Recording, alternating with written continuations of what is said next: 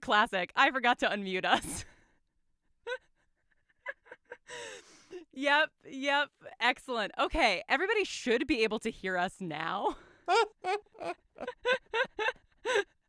um okay, I'm going to wait until we get confirmation from the chat that they can in fact hear us. I'm so sorry, you guys. Thank you also Lillian for texting me that it was muted. That's very very helpful, but can you hear us now? No? Wait, okay. You should be able to. Hold on. I don't understand. Oh wait, okay. You can hear us now. Okay. Fantastic. Jeffrey, say something. Make sure that they can hear you too. All right, can you hear me? Let Am us I know if coming you can also through? hear Jeffrey. Um Great. I'm also going to have multiple pings in the Pals Discord about no sound and also being able to find the link to the stream. Yeah, well, as you can see, if you have watched me stream before, I'm not in my usual setup. I am currently in my partner's office because he has like a powerful computer that can actually handle things.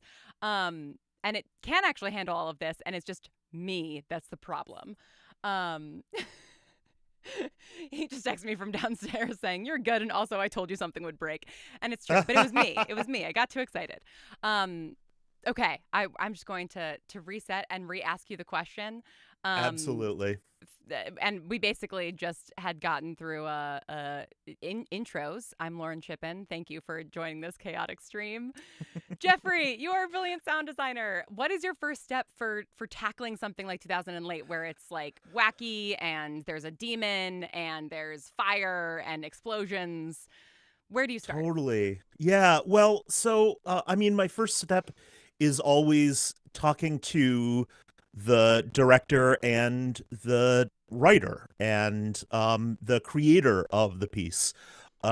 I love to be able to kind of get my head around not just like what is there on the page, but also, what the writer or the director, whoever is manning the ship, um, really imagines the thing sounding like. Mm, And there are so many different axes that we can pull on in terms of sound design to kind of craft the world. Is this complex with really realistic Foley? Is it more scored? Is it scored but with sound effects? Um, and so just really trying to get into the head of whoever I'm collaborating with, hmm to understand where they're going. Yeah, I remember us talking about that a little bit in terms of like how realistic do we want it to be, and I think like if I can sort of cast my mind back to what I said to you then, I think it was something along the lines of like I want it to feel grounded, but also like it can be like a little bit like goofy. Like we can Mhm. have these like sitcom swipes. Like it doesn't have to be like totally grounded 100% of the time. Sure, sure. Well, and those kinds of touch points of like this can feel a little sitcom-y. This should feel like an HBO prestige drama. This should feel like a cartoon. Those are all really good touch points to understand what we want the final piece to sound like. Yeah. Because all of those are exciting ways to go for different pieces. Um, One of the things I really loved that you did in sort of taking a couple disparate pieces was, well, and I should say spoilers for 2000 and Late. I mean, we're gonna play the finale at 5:30, so like obviously spoilers. But uh when Havoc like goes full demon, you made music like a part of that in a way that I was not expecting, but that I really, really loved. And you are a musician. And I'm curious, like, if that is always sort of in the back of your mind when building like a sort of, I guess, like non-real soundscape, like something like a demon that like it doesn't have a real world comp. Like, is music kind of always something that you think of when building something like that? sure, I think music can be a really cool tool for that. In part because of the wonderful restrictions of audio fiction. You Mm, know, if we use sound effects, some portion of the audience is going to picture a kind of very realistic version of that. And so sliding into music as a sound effect can be a really interesting way of cueing the audience in to be like, this is not a like, you should not be picturing something realistic here. You should be Mm-hmm. allowing your mind to invent. Also, the thrash metal that you sent me as like, hey, here's some of the stuff I'm thinking about playing with. And again, this fantastic theme song that Brandon wrote, just like it's it's such a shock to the system Yeah. that I was looking for ways to make the transformation really startling and scary. And there are lots and lots of levels in that. I think Havoc's transformation and the kind of Havoc in the real world ends up being some wonderful heavy metal and fires burning and kind of an explosion or two. It also has, so in Chicago we tend to get, I'm based in Chicago, Illinois. We during the summer we were getting a lot of the wildfire smoke from Canada. Mm. And I had this week where just my throat was just this the whole time. Yeah. And it happened to coincide with little small project where I needed to record a bunch of dragon sound effects. Ah. And most of those never got used, but so they're layered in there are a bunch of me just going, I didn't know that. I yeah. love that. Oh my Um, God, that makes me so happy. and it was just so much gravelier because of the like waves of wildfire smoke. There's also shattering glass and Mm-hmm. some knives scraping, and a bunch of other stuff. Yeah, And there's like then, some like bone flesh stuff in there too, right? Because that yeah, was something that I was yeah, like, yeah, that's awesome. That just like yeah, body just lots horror of things element. to, yeah, make it feel crunchy and let you know both that like something supernatural is happening, but also maybe like gets you picturing something physical in an interesting way. Yeah. Yeah, I mean like that's something that there's like a little gesture here and there to like what Havoc might look like, but it is something that like I think, I wanted to kind of keep a little bit vague so that people could imagine exactly what's happening when Havoc comes out Hmm. of Harper's body or takes over her body, or, however you want to picture it. Yeah. And I think that like you painted such a beautiful palette of colors that people can choose from in terms of like building that imaginary version of Havoc in their head. Yeah, I think one of the coolest things about audio fiction is that like we as creators get to kind of cue the audience into how you should feel about something, but not define what exactly it looks like, Hmm. and allow the audience to build the scariest or most beautiful or most intense version of it in their heads. Yeah, absolutely. I mean, not to like change subjects too much, but Gabrielle Urbina, who is going to be on the stream later, is unfortunately sick and can't make it.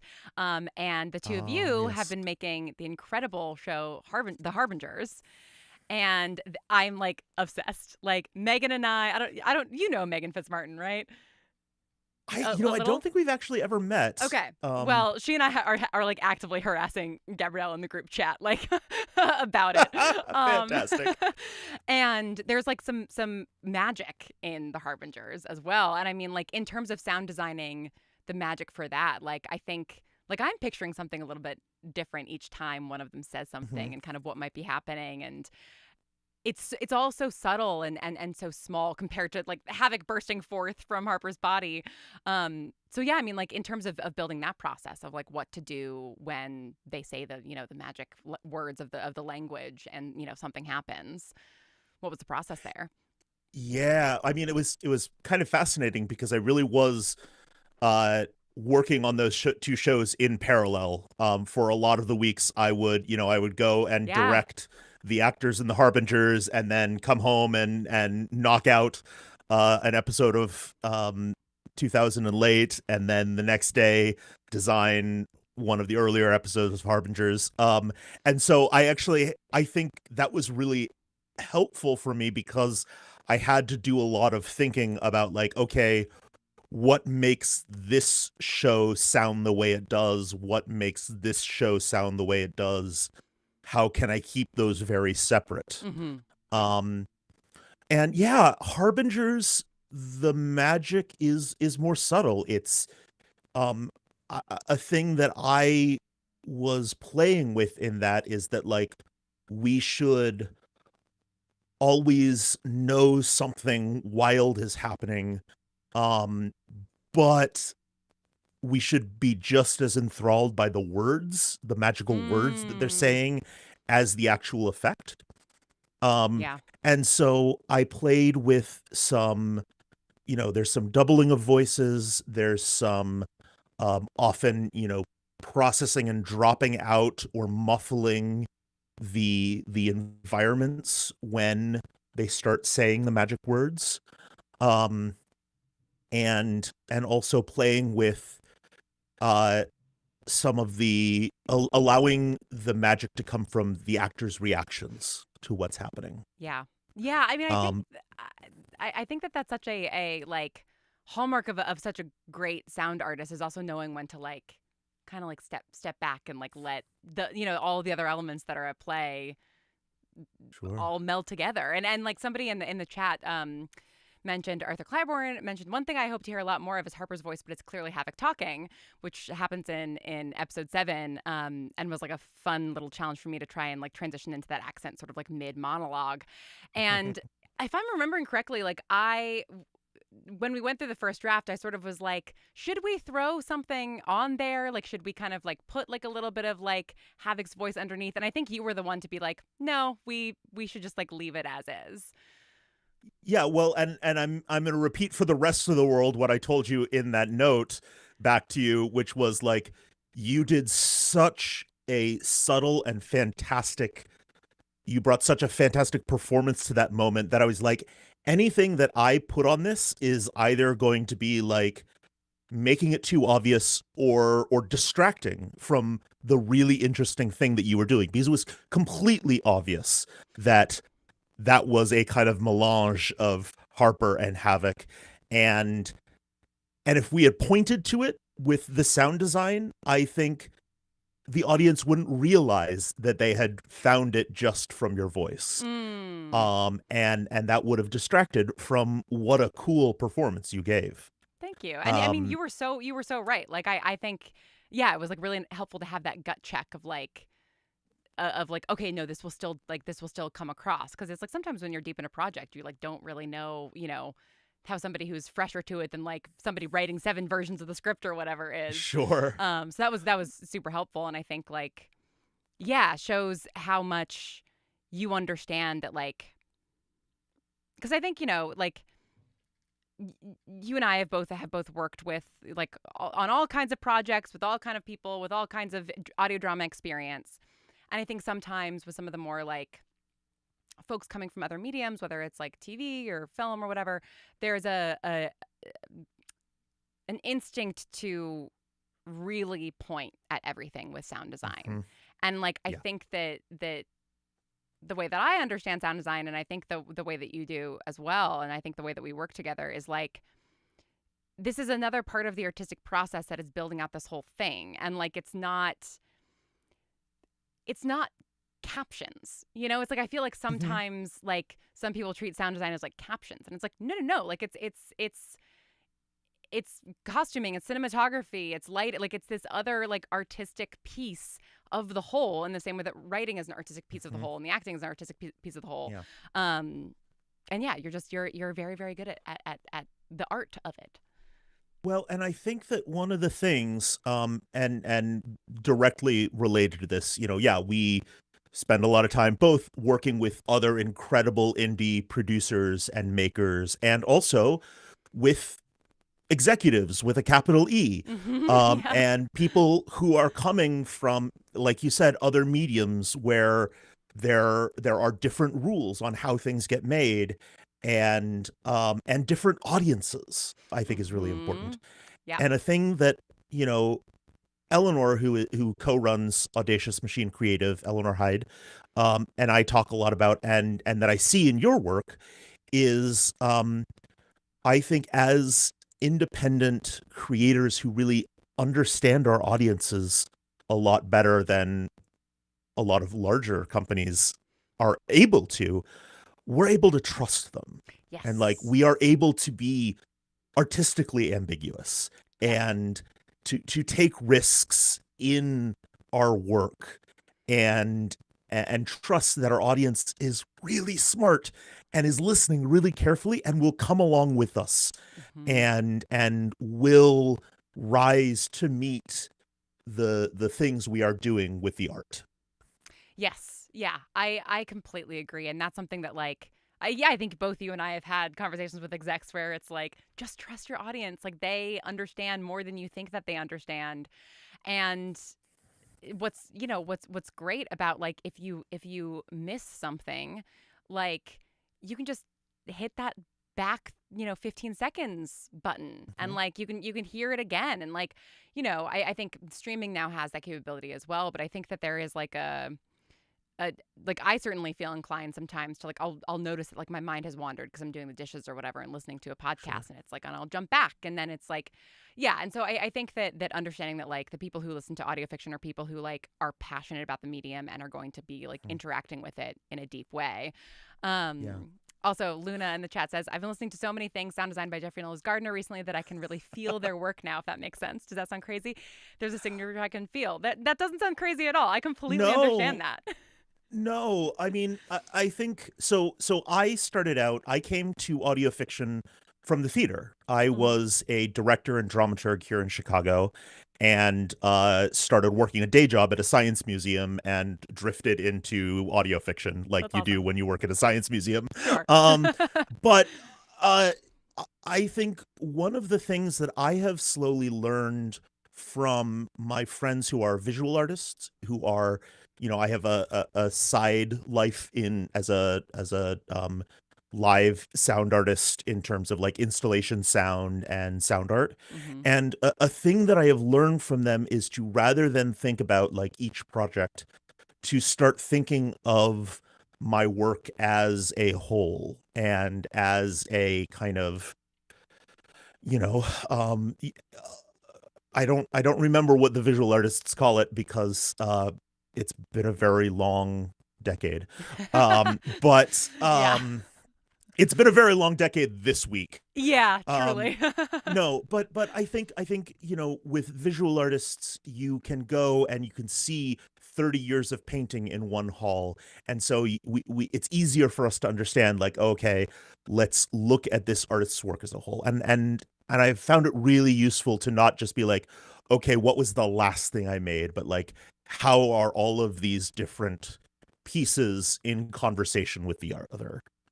Yeah. Yeah. Yeah. And like that's one of my favorite things about like when did our Fair City come out? Was it we we started writing Our Fair City in 2009, and the wow. first episode came out in 2011. Okay, yeah. I thought it was on Yeah. the earlier end, but like yeah, so okay, so I you've been in this for over a decade. Yes, I've yeah. been in this for a Yeah, I decade think now. Night Vale and us were about a month apart or something, Yeah, no, that sounds right. launching. Which is just incredible. And like I think what's so fun about kind of like coming up together, right? Like of sort of like being part of this like, graduating class of 2011 to sort of 2016. Hmm. Um being part of that is like it is getting to sort of notice the flavors of like different artists. Like yeah, like being able to like Yeah. hear your work in the Harbingers at the same time that I'm like, hearing it in my own work. Or like Hmm. I was talking to Mark Solinger the other day, the creator of Archive 81 with Dan Powell, and then they recently came out with a show called Conversations with Ghosts, which is excellent. And like when I sat down to Yeah. listen to the first two episodes, I was like, oh, this is like it feels like kind of like putting on an old cozy sweater. Like Hmm. it's got that Mark and Dan Uh-huh. flavor to it, you know? Yeah, yeah. And that's just like that's such a special thing. And it's also like very special to me that like even a decade in, like I'm still like working with people that I've admired and known for a really long time for the first time. And that like, there are still like so many like, friends and collaborators to sort of cross over from Yeah. one to the other, which is really Uh-huh. exciting. Yeah. No, absolutely. Um well, and there is a delight to kind of still being in conversation with you and with Gabrielle and with the archive crew and seeing how the medium has shifted over the years Yeah. and kind of grown around us. And I often joke that like back in 2011 I knew and had met almost everyone who was making audio fiction in America. And like Yeah. then I was like, well, I know all their names. And now I'm like, there are There's so many. 500 shows that I've never heard of, and it's great. It's so cool. And like we are all still hanging around and making Yeah. our own stuff, which Hmm. is I think it's like really telling that like within very quick succession, like the most recent season of like Give Me Away from Gideon Media, 2000 Hmm. and Late, The Harbingers, Conversations with Ghosts, like kind of, like we are still, after all of us have gone off and made, these big blockbuster shows for these big studios, here we Hmm. are making like our weird little political shit, like Yep. just by ourselves still, which is, Yeah, I feel very, yeah, very privileged to be in that position. And yeah, it feels really special. absolutely. And I mean, speaking of which, um 2000 and Late has been such an incredibly I know that listeners have talked about it being cathartic and you have talked about that, but like it has been an incredibly cathartic and meaningful piece of art to be making right now for me. Aw, Um I'm so it's glad. it's a I think it's really important to kind of not fool ourselves into thinking that like any one piece of art we make will single-handedly save the world, Yeah. as if we were 19-year-olds staging Hamlet, uh and being like, no, this is the most important thing possible. This is gonna But do that, it. yeah, no, but we are making art that is engaged in the world and is just sinking its claws into the culture and pulling it towards where we want it to be. And I think that's Yeah. really important. And it's been really cool to see how those muscles get flexed and how your writing has been pulling on that in 2000 and late. Thank you. I really appreciate that. And yeah, I'm totally with you. And yeah, thinking about those shows as well, like Give Me Away, The Harbingers, and 2000 and Late, like they are all in conversation with each other in a really interesting way. Because Mhm. it's like they're all kind of about like power and what to do when you have power, whether that's a supernatural power or the power of the people or the power of politics or whatever it is. Um, and yeah, I think the listener response has been proof positive that like people want these stories. Yeah. And yeah, Izzy says, I'm so glad to know that the people behind the scenes are also finding catharsis in it. Yeah, I mean, like I think it's like a huge reason why any of us make art, right? Is to Yeah. find Oh, yeah. catharsis or to let some feeling out. And this show has definitely been very good for that. Um, and I mean, with that said, should we move along to sort of the ultimate catharsis of the finale? That sounds like a great idea. Fantastic. Okay, so we are going to play the finale live right here. Jeffrey and I are gonna go away, but I'm gonna hang out in the chat with you guys so that we can all kind of react in real time. So hopefully I do this right and this works. I will see y'all in the chat. We'll see you in the chat. Well, if you've made it this far, then you know what you're in for. But this episode in particular has some sirens in it, so listen with caution when on the road. I'm sure you've heard a lot of crazy shit in your job. People will say anything to get out of trouble, right? But I'm going to guess that you haven't heard this one before. Some parts of it might feel familiar, but I couldn't even predict some of the twists and turns my life has taken in the last few days. And I've gotten really used to crazy twists and turns.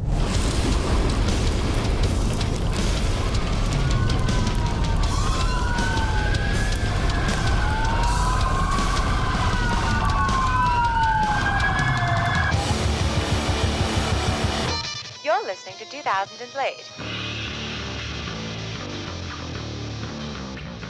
This is step 9. Burn it all down.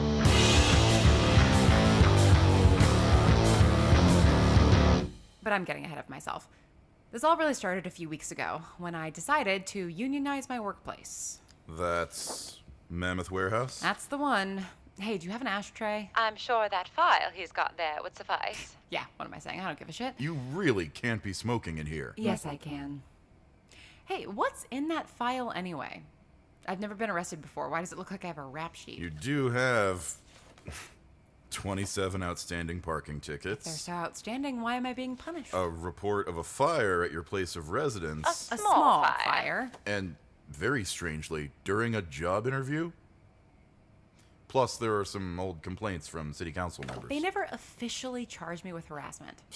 Sounds like they would have had a right to. Well, maybe if they had actually upheld these social distancing and masking protocols, they wouldn't have felt harassed.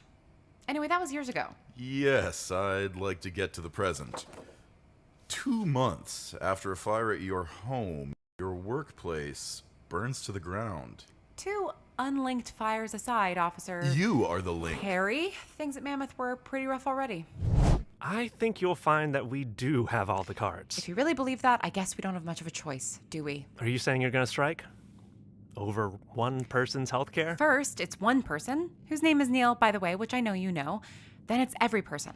You're overreacting in advance of something that will likely never happen so long as our Mammoth family stays A intact. family wouldn't screw all of us over all the time, including you. You've never met my dad's side. Seriously, Todd, don't you want better for yourself? Don't you want to have more control, more say in how you run your warehouse? Even if you wanted to, you couldn't change much. You said that yourself. Doesn't that drive you crazy? I'm happy where I am. Stuck by the tongue to Mammoth's dirty boot sole. Okay, sure. But it's not all about you. Have you ever thought about that? He never budged. And we were all so tired of being ground down by some company that could probably afford to give everyone in America a 6-figure salary. I mean, you get it, right? The police have a union.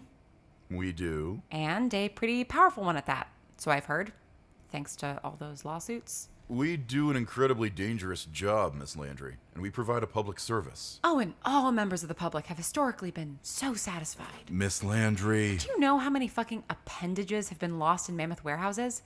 Their injury rate is 7%. Doesn't sound too bad. For police, the rate is like 4. People die in the line of duty. Notice how he didn't say police die in the line of duty? What a fascinating avoidance of acknowledging collateral damage. You're more likely to be shot going to school than being a police officer. Look, I'm not having this argument with you. We're drifting from the point. We're antagonizing the police is what we're doing. It's hilarious, but also, if your news cycle is anything to go by, ill-advised. They can't do anything to us, right? Well, no, not if you're willing to. Who? Mammoth? No, sorry. Let me get back on track here. Mammoth brought in scabs, fired Todd, and then fired me. We are being penalized for exercising our right to organize. You were not arrested for labor activity. You were arrested on suspicion of arson. Yeah, I'm getting to that. Listen, organizing is hard. You wouldn't know that because you inherited your union, but it's really fucking hard. And, I'm not even sure it's the best way to get anything done. It's just the legal way. Someone can agree to something out of fear or desperation, but there will always be a revolt eventually. I mean, who's to say the magic wand doesn't wear off too? Once a spell is cast, it's cast. When damage is done, it's done. We just need Todd on our side long enough to get things started. What if it didn't? What if there was no revolt? What if instead it was total surrender? Well, I think I'd ask what the difference between surrender and subjugation is. What difference does the difference make if the person never knows it wasn't their choice? Subjugation implies someone being beaten down, oppressed, but if the goal is to make everything better for everyone. History is littered with the corpses of people who were promised things would be better for everyone. We literally live in the land of manifest destiny. I'm talking about something different. Are you? Who's really running point up there? Wait till the princess hears you're the one in the driver's seat. Finally understanding that there's no harm in lending a little muscle to a difficult situation. It's just... I know, we said no demon stuff with the union, but what if I did just a little bit? Harper. Just a nudge. In the form of what? I'm more persuasive with Havoc. You're choosing honesty now. If I'd just used clout when the newscaster came to the warehouse, I could have made sure they'd do a positive segment on us instead of whatever the fuck that was. What? It's this ability. Kind of like the telekinesis, except it doesn't hurt anyone or destroy anything. So we're really doing this. Okay. And basically, I actually don't know how it works. The inherent magical powers of being a demon. Oh, sure, yeah, that makes sense. Harper, Havoc said demons are just magic. And clout is magical somehow. Yeah, they change my voice just a little. And then, when I speak, people listen. It's not mind control or anything. You're altering someone's mental state, but it's not mind control. Got it. It's just being charismatic to convince people, rolling a 20 on persuasion. I don't know what that means. Yeah, neither do I. I'm pretty sure it's a D&D thing. Sweetie said it the other day. You told Sweetie about this? No, God, no. Unrelated. But you've used this on people? Just a few times. It is nearly daily now that we go to Moby's for coffee. That's how I convinced Todd to ease up on the brakes. And there was this asshole who harassed me on the street, and he's never going to do that to anyone ever again. Though that may have had more to do with the leg breaking and the It strangling. was hardly a strangling. What? The leg breaking, though. Okay, yes, the leg breaking may have been a factor. Harper, what the fuck? Havoc makes a good point. The cat collar may not have been entirely about the clout. You said something when you first told me about Havoc, about breaking femurs, and in the craziness of that night, I didn't think... But that's true. You're assaulting people. One person. Twice. And strangling. Right, it was one person on 2 separate occasions, but it wasn't a full strangling. And Benny probably counts too. Oh, yeah, Benny. Well, that was more schoolyard bullying than anything else. What is happening right now? Look, forget the assaults. I'm not sure I can. What I'm talking about is totally nonviolent and straightforward, and as long as what I'm asking is straightforward too, which annoyingly isn't the case a lot of the time, but getting Todd to support the strike, that should be doable. So you want to end the strike by tricking your boss with demonic persuasion powers. I mean, it sounds bad when you say it like that. It is bad. You can't mess with people's minds like that. It doesn't do lasting damage. It's basically equivalent to the power that really hot people have when asking anyone for anything. Is that what Havoc told you? Well, I mean, you're very hot and people are really polite to you. But I'm not turning people into zombified servants of hell. Neither am I. Are you sure? A ridiculous question, obviously. The whole servant of hell thing is totally overblown. Is that what prompted you to set the fire, Miss Landry? You believe you're a servant of hell? We're a servant of nobody, and you mean allegedly set the fires? Don't try to entrap me. Not entirely sure that's what that means. But no, I did not set out to destroy anything. This all came from a very positive place, despite what some people might have thought. All right, kiddo. Simmer down before you do something stupid. Something stupid like what? Start a union and jeopardize a stable job and then get dumped by my girlfriend because... Because... Oh, right, the breakup. I'll circle back to that one. Because she is way too good for me and she finally realized it. I told you. You can't put that girl on a pedestal. Mac, good. Coffee. I need coffee. I'm not sure you do. But I should carb up while I'm at it. What exactly are you planning to do? You running a midnight 5K or something? I've got them against the ropes, Mac. Do you? I just need to get a hit in. Now that I like the sound of. No, what you need is to have some chamomile tea and get a good night's sleep, honey. I gotta agree with Carol on this one. You don't look right, Harper.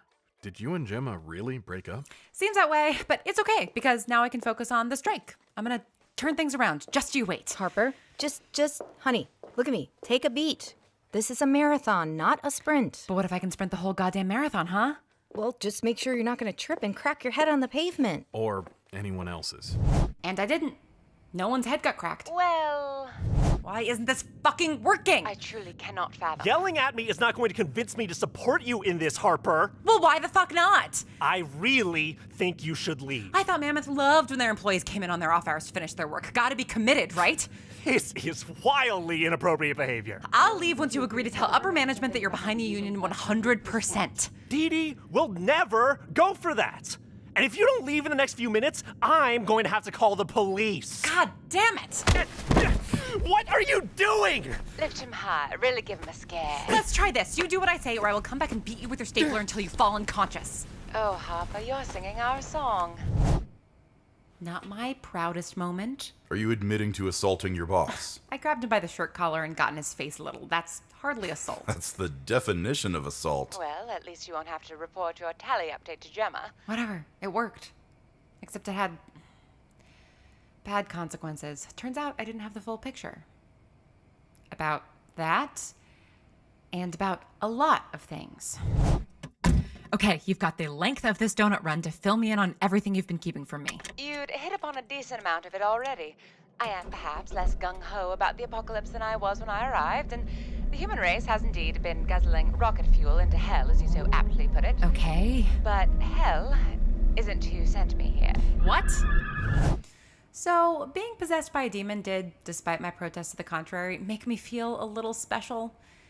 Finding out that the demon in question wasn't even supposed to be there inside me, yeah, it was a body blow.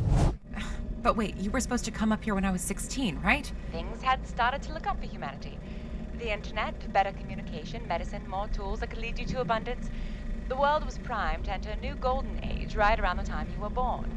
The pendulum was swinging far enough back in the other direction that hell felt it was time to get back in the business of making sure humanity never became too perfect. So, apocalypse bad, golden age also bad? I will certainly never be one to rebuke you for not reading the Bible, but the depiction of the fire that never goes out is not terribly inaccurate. The coals needed to stay burning for us to survive, which you have been vital to for most of your existence, but with the extent of your wickedness lately, things were getting rather hot down there. That's bad too. Even devils get fevers. But it seemed perhaps that fever was breaking a decade or two ago. Hell had almost reached a boiling point, but then suddenly, you all were turning it around, and as the fire burned down to something manageable, we all got reassigned, ready to come back up and tend to the coals. And you got assigned to me. Indeed. Except then, the new millennium, bloodshed, greed, etc. Your gig got canceled. That it did. And you're here now because... Because I don't want to be burnt to a crisp. And those up above have apparently abdicated their responsibility to push humanity in the other direction. So the demons of hell have decided to take up the business of heaven? The opposite, in fact. There was a certain contingent that believed driving humanity completely over the edge to, as you put it, complete annihilation was the best way forward. A clean slate, as it were. You said this wasn't Hell's first time trying to bring about the apocalypse, officially. And what you meant was... Nothing about what I'm doing here is official. You risked whatever kind of punishment Satan might bring down on a demon going rogue to sneak out of hell and get me to destroy the human race. Me. Of all people. I already had your name and location. It didn't involve much legwork. And I may have overstated your importance. Why do I get the feeling that it was really your importance that you overstated? Yes, fine, that too. I was a scout. None of us have been up here for a long time, and we needed a lay of the land. And who is we? Who is this anarchist terrorist cell of the underworld? You just met one of them. Who, Dee Dee? What does she have to do with this? She is not a she. She is a we. Meaning what, Dr. Seuss? It's not only her in there. Yeah. How's that for fucked? Dee Dee MacArthur is possessed. Avarice. Right, by avarice. Which, I have to admit, is a pretty cool name. Not as cool as Havoc. Now you're claiming the regional manager of Mammoth is possessed by a demon? I'm not claiming anything. I went back and confirmed it. Dee Dee. Harper. I see everyone else has packed up and gone home for the day. What are you still doing here? I could ask you the same thing. Both of you. So Havoc sniffed me out, did they? Avarice. Good Lord, look at you. You've been here, what, a few months and you're still using that voice? What exactly are you doing? Letting your humans speak for you? Exactly. Tell her what for, Harper. No, some of us have actually bothered to integrate. We speak as one, work as one, live as one. Though I suppose it shouldn't surprise me that you haven't managed that, Havoc. Well, we almost have. I bet that's what happened the other Do night. you want me to brag about that? No, ask her what she's doing here. What are you And make it sound like we're talking as a unit. doing here? I don't know Well, how to do I that. did come up and possess this fine specimen of a human in order to get you back in line. How flattering. Wow, I'm flattered. Don't be. You went off mission, and not that you were terribly reliable in the first place, but having absolutely no intel whatsoever has slowed our cause considerably. Your cause being the apocalypse? So they have told you that at least. Havoc isn't going to help you end the world. That's right. I'm not sure I need their help anymore. Now that I'm here. Well, I jumped into Dee Dee MacArthur for her ease of access to you, but she is not some powerless wage worker. Oh, it's amazing how many levers of power there are to exploit now. It makes the robber barons of the Gilded Age look like children's toys. And union busting is just so thrilling to you? It was the first time around, and it certainly has not lost its allure. As much as I'm enjoying being on the other side of the picket line, she's not wrong. I don't think that's going to be the fastest way to end the world. maybe not. But I'm sure it'll be plenty of fun while I'm doing it. And fun is really what's been missing from hell lately, as Havoc well knows. So yeah, I have stepped my foot directly into the middle of some weird ideological divide in hell. The status quo is keeping humans in some degree of mess, working against the sanctimonious and the rigid rule followers. Except they can't even do that anymore because we're so far gone, we've made hell want to rein it in. And then there's this whole other splinter group, apparently, that instead of waiting for humanity to get its act together, figures it's better to, turn us off and back on again. And where do you fall in this supposed divide? Well, Havoc finds upstate New York a lot more palatable than the increasingly hot fires of hell, and I'm, not eager for the apocalypse. But now there's someone in power who is trying to do that, and well, I couldn't let that stand, could I? So you burned down the warehouse... Allegedly. Because you believe that the woman who fired you is working for hell? I don't just believe it, it's true. Here I was, trying to do things the right way, create, lasting change and all that shit. And yes, sure, maybe I used a little bit of demonic powers to help the cause along, but even that didn't matter, because then this other bitch comes out of left field and tags me before I hit home plate. Home plate being... Fucking winning. But no, I don't get to win. Instead, I go out on a limb, and all I have to show for it is ruining a kind of annoying guy's life and getting dumped by my girlfriend, which, oh right, yeah, that. But I'm not turning people into zombified servants of hell. Neither am I. Are you sure? I know, Havoc. That's not what they're trying to do. Okay. Look, I think maybe you just need some distance. I think it's time we go to a priest. No, come on, this again? Or a non-denominational shaman, whatever, but you need to get Havoc out. You are talking about violence and mind control. Not mind control. Mind babysitting, perhaps. I don't like this side of you, Harper. For a second there, I was open to the idea that maybe somehow Havoc was good for you. It is. Is it? You're hurting people. I'm not sure I even know who you are anymore. You've never been the person to blindly seek power. So what is it that makes you want to keep this thing? The pain is gone. What? All of it. The exhaustion, the shitty lungs, the full body pain that never fucking stops. It's gone.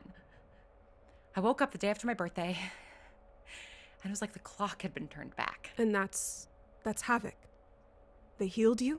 Well, no, it won't stay that way if they leave, and I can't. Gemma, I can't lose that. Okay? You were right. They are good for me. Because I forgot how much easier every fucking thing is when you're not constantly trying to see through a cloud of pain. So Havoc is a painkiller that you've become addicted to. I don't think that's a fair characterization. That makes it sound... That's not it at all. I'm healthy. I'm better. We can find other ways to manage, Harper. Do you think I haven't tried? I know you have, and I know it's been hard. I do. No, you don't. You don't know. No, you don't. Not really. I've never told you just how bad it's been. You can't know what it's like to live with that kind of pain, and I don't even know how to begin to explain it to you. I've tried to insulate you from it. I have. And who asked you to insulate me from it, Harper? Did I ask you that? You didn't have to. No, of course not, because then you'd have to consider someone else's opinion before just making the decision. Putting aside the fact that I have told you I want you near me, that I want to take care of you. Except you don't. Because why the fuck would you? I don't want to take care of me. And it's only going to get worse. I'll age and get even more run down, and the cascading symptoms will cause an avalanche that will bury you. Oh my God, this is why you didn't want to get married. What? What? I mean, I assumed that when we had to cancel in 2020, we would eventually get back on track, but we haven't talked about it in years. And it's because you don't believe in sickness and in health. I believe people mean it when they say it. I think the reality is a lot less pretty. It's not supposed to be pretty. That is not the point of a vow. Caring isn't a death sentence, Harper. It can be. And I couldn't live with myself if I dragged you down with me. I love you too much for that. Because it is, kind of, isn't it? Do you really believe that, Harper? The moment you start to care about something, you put your head on the block and give over the controls of the guillotine to someone else. I'm done getting my head cut off. So the arson was motivated by the ending of your relationship? No, I didn't. I didn't do it because I got broken up with. I did it because I couldn't let them win. So you're confessing. Yeah, I guess. I don't think that's wise. It's not like it matters. I can tell you the truth about everything, and it won't fucking matter because I can also tell you to forget it.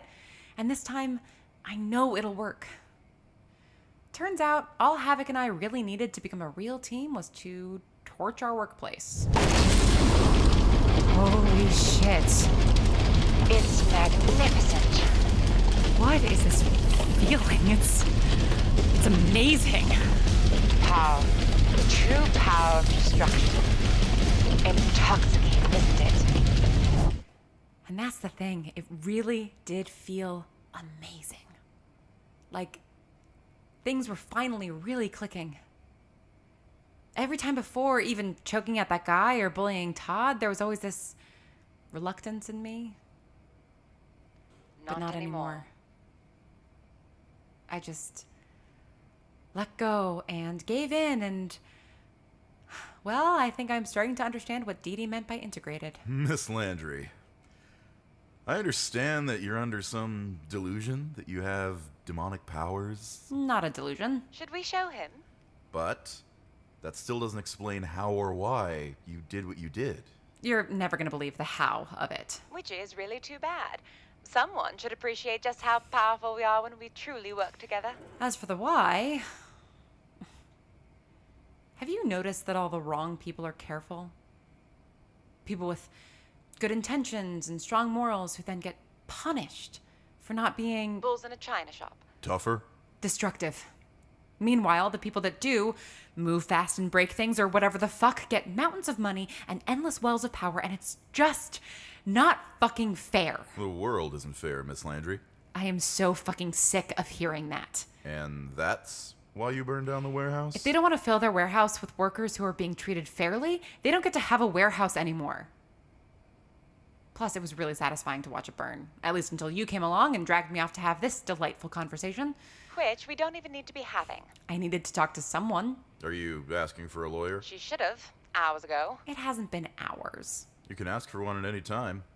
Though most people don't, they really should. Shut up. I don't need a lawyer. I mean, yes, in normal circumstances, I wouldn't even say hello to you, let alone give you my name, but none of that matters because I've got a get out of jail free card, and by the time I've used it, you won't remember my name. Your confidence in us really is so heartening, darling. You're gonna let this go. You're gonna let me walk out of here, and you're gonna burn that file and any evidence that I was ever here. Right. Okay. Good boy. Oh, and you're never, ever gonna bother anyone who ever worked at that warehouse. Actually, you're not gonna bother anyone at all. You should quit your job. I should quit my job. Yeah. Thanks for the chat, officer.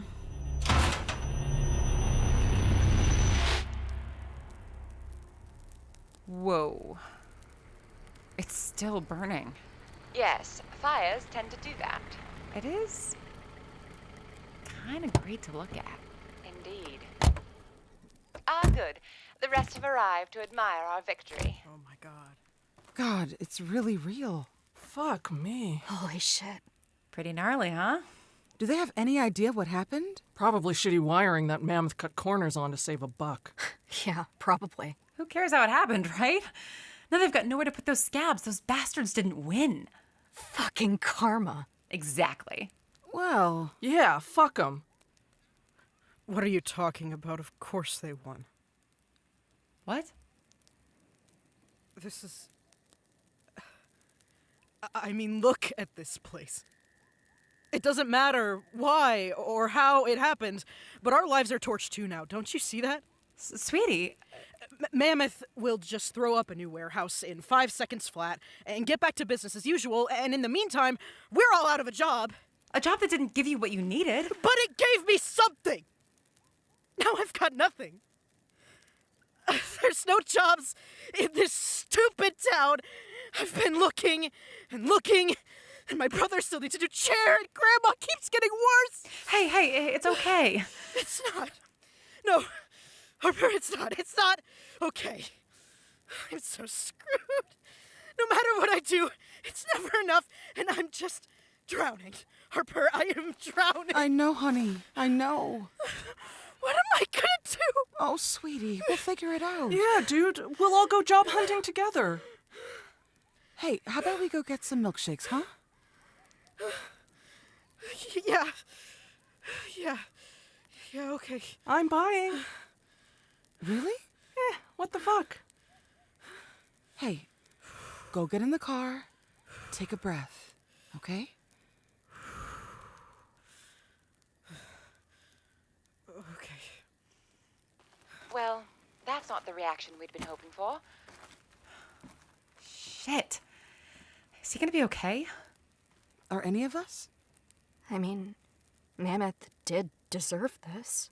But is it actually going to hurt them? Neil kinda has a point. We can't even strike anymore, which means no strike fund. Oh, shit, you're right. But I mean, this is the largest distributor for Mammoth in like 100 miles. This will do some kind of damage to them. Yeah, but probably a lot more damage to us. Shit timing. No kidding. So, diner? Completely freak out about the future later? Yeah, diner. You guys coming? Yeah, we'll meet you there. We'll save you a seat. Harper? You look mega pale, like green, sick Victorian child pale. Yeah, I think I need to sit. Okay. I mean, you were already fired, right? Is this really that bad for you? This wasn't exactly what I'd had in I don't want to make mind. things worse. I actually wanted to help, and caring really is a fucking death sentence. I dropped my own fucking guillotine. Oh, dark. Shit, sorry. Ignore me. Go on, go let Randy spend money she doesn't have on milkshakes before she realizes she doesn't have it. Sure, I could do that. Or we could go to the 7-Eleven and you could buy me a slushie and then we could go sit at the Speedway. It's totally empty this early and I'm thinking maybe you don't want to be around a lot of people. Really? What is a slushie? Milkshakes are kind of mid anyway. That's crazy talk. Don't ever let me hear you say that again, but yeah, that sounds good.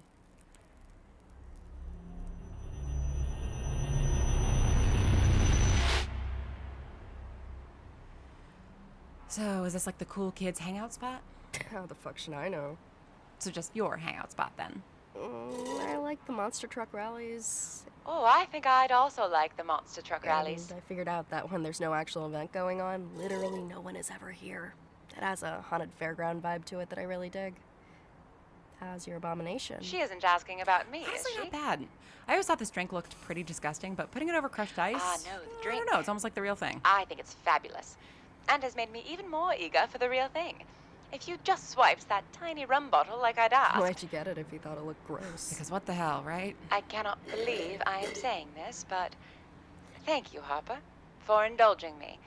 Pina colada is everything I Okay, dreamed. so part of the reason I wanted to come out here is because, well, I have a completely crazy question to ask. Go for it. I'm on a roll with answering those. A generous interpretation of our day so far. Did you burn down the warehouse? Oh dear. Right. Yeah, I'm being ridiculous. I don't even know why I thought Yeah, no, I did. That was me. What? I was being interrogated by the police all night. Oh my god, do they know? Why are you laughing? They'll never be able to pin it on me. There's no physical evidence, so, you know. How? Because the demon that lives inside me has their issues, but they're good at getting away clean. Yes, I am very good at what I do. Are you good?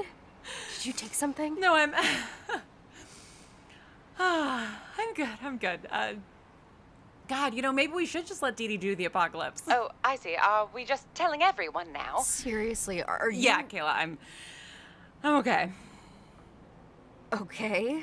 So, what the fuck? Right. Let me take it from the top.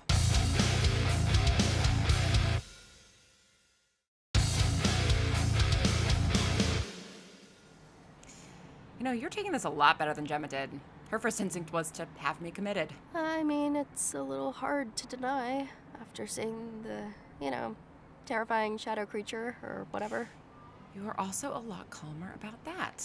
I'm sure it helped a great deal that you spent a full 5 minutes explaining to her in great detail what was about to happen as I waited very patiently. I guess maybe the warning helped a little? Honestly, kinda explains a lot. How? I mean, I was kinda surprised when you were all gung-ho about the union stuff right from the jump, but you were also always so distracted. Like, you knew in your head that it was something we were all doing together, but then you'd act like it was just something you were doing. So, it makes sense that you were off working the demonic power angle the whole time. That's the thing, though. I wasn't. I was gung-ho about the union, and Havoc helped me start giving a shit again because it felt like I could actually change stuff, but the union was supposed to be just normal human shit. So it was me who got you to care again, not Gemma. I'll be dining out on that little confession for a while. Too soon. Okay, connect the dots for me here.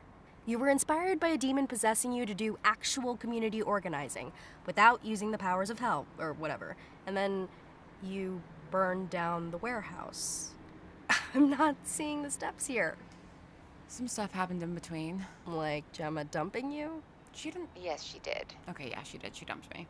I mean, I sort of get that. I'm honestly surprised she was chill with the whole demon thing for as long as she was. I'm assuming that's what it was actually about, not Todd. Well... It's not supposed to be pretty. That is not the point of a vow. Caring isn't a death sentence, Harper. It can be. And I couldn't live with myself if I dragged you down with me. I love you too much for that. Oh, come now, Harper. You're in sympathetic company now. You can tell the truth. Harper? So, things with Gemma really wasn't about Havoc at all. It's not supposed to be pretty. That is not the point of a vow. And you don't get to tell me that I wouldn't have fulfilled my vows just because you wouldn't have fulfilled yours. What's that supposed to mean? Caring isn't a death sentence, Harper. But you treat it like one. I don't, that's not, I care about you. I love you, and I do want to take care of you. Do you? Yes, of course. But I'm a mess. I know that, and I couldn't live with myself if I dragged you down with me. Can you live with yourself now? It's been easier since Havoc. I know that's not what you want to hear, but it has been. I just don't get why Havoc gets to take care of you and I don't. Havoc has to take care of me. It lives here too. And I guess you're taking care of it right back, right? I mean, by default, yeah. Right. Yeah. I'm thinking there's maybe not a lot of room for me here. Wait, no, that's not what I'm saying. I do love you, Harper. But when's the last time you took care of me? When's the last time you took action, made a big decision for me? I love that you're doing this union thing, and I really hope that you keep doing things the right way. And I have been clinging on to the hope that some of that energy would spill over into us, but it's still really all about you. What? All these years as a side character in your own life, and you're finally getting to be the hero, and it's like, I don't know, you're different. I don't want to be the main character. I just want to finally be doing something. And I want to do it together. I want you with me in this. In getting what you want, no matter the cost? That's not... Don't you just want to break shit? Yeah. Yeah, in this moment I can think of something I want to break. Gemma, please. What, Harper? Are you going to fight for me, or are you going to pull that little mind trick to make me see things your way? Have you done that already? How could you even ask me that? 20 minutes ago, I would have said with confidence that you are someone who would never use violence as a means to an end. But I would have been wrong. So what do I know? You're not wrong about this. I would never do that to you. I think the fact that I'm not sure I can believe that says enough about where we are. I'm not a bad person, Gemma. I never said you were. But I think you're an angry person. And I'm not sure how I didn't see it before. If it was buried under the pain or the grief, or if you are just that good at hiding shit from me. I wasn't trying to hide from you. I think it's safe to say you're not hiding now. Even without the literal demon fueling whatever rage you have, it clearly would have come out eventually. Not at you. Never at you. Sure. But I'm not sure I want to be in the blast radius. What exactly is it that you think I'm going to do? I really don't know, Harper. And that's the terrifying part. And then you set fire to a 1,000,000-square-foot building. Yeah. Okay, so Gemma's the most valid person to ever live. She had her moments of tripping over a correct point, yes. Yeah, I know. But you didn't... I mean, you never actually, did the weird mind-fuckery thing to her, right? To any of us? No, God, of course not. Well, I mean, I did it to Todd a few times. But not to us. No, you're my friends. Are we? And that's not me being snarky, that's an actual question. Yeah, I'm the one who wanted to be friends in the first place. Yeah, fucking around at work buddies, not real friends. I've known you for 2 months, and at least half that time has been spent talking literally every day. And this is the most I've ever heard you talk about what you actually think. And that's real friendship? Sharing your fuck-ups? It's part of it. I mean, did you ever think that maybe you'd fuck up less if you actually, I don't know, relied on the people that you trust enough to start a whole union with to tell you when you've completely lost it? Talking about the demon inside me is not the easiest conversation to have. Okay, except it's not really even about that. No offense to Havoc, but it sounds like they just made shit easier for you to do. They didn't actually make you do any of it. This is what I've been saying. Well, with some stuff, they definitely led the charge. Okay, but you said the union was all normal human shit. And you talked this big game about us coming together to stand up to the man. But then you go off by yourself and destroy any hope we had of moving forward. I didn't think about the fact that everyone would lose their jobs. Seriously? We were gonna lose a strike, and it just felt like then we had nothing else to lose, so it made sense in the moment to just destroy it all. I have this power. I have Havoc, and they actually want to do good because they like being here. Stop sounding so surprised by that. And everything else I was trying wasn't working or was taking too long or... I don't know. You're the one who asked me if I ever just wanted to break shit. So you committed arson. Tell me it didn't satisfy you just a little to see the wreckage. I mean, sure, yeah, it was kind of cool when we first pulled up, but God, Harper, you had me actually believing we could change stuff. Maybe we can. Maybe now that the warehouse is totally gone. You're not that naive. Yeah, I want to break shit, but it's more complicated than that. And I don't think you like dealing with other people's complexity. My God, where do young people these days get this junk? Thank you, Dr. Kayla. I'm serious. Not that she's entirely wrong. Moving through the fog of your brain makes it difficult for even me to recognize the complete interiority of people other than you, and I actually am curious about it. Does anyone like dealing with complexity? I mean, how do we even end up on opposite sides of this? A month ago, you were the one yelling at me about doing something. And then I actually learned something about how hard and slow it is to make lasting change. Spare me the after-school special. Do you know how many times I've poured all the vodka in our house down the sink? Or how many GoFundMes I've given $20 to over the years for people to get basic medical care? Or even making sure that Neil and his family have dinner every night. Yeah, that stuff is good. But it doesn't fix the boss's problem. So you're saying I should have burned down corporate Mammoth headquarters? Oh, well, we certainly have the practice now. I'm saying that you're the one banging your head against the wall because you keep choosing the shortcut option instead of the best option. You do realize that the boss's boss in this case is literally a demon who wants to bring about the apocalypse, right? Yeah, and you have a demon too. Do.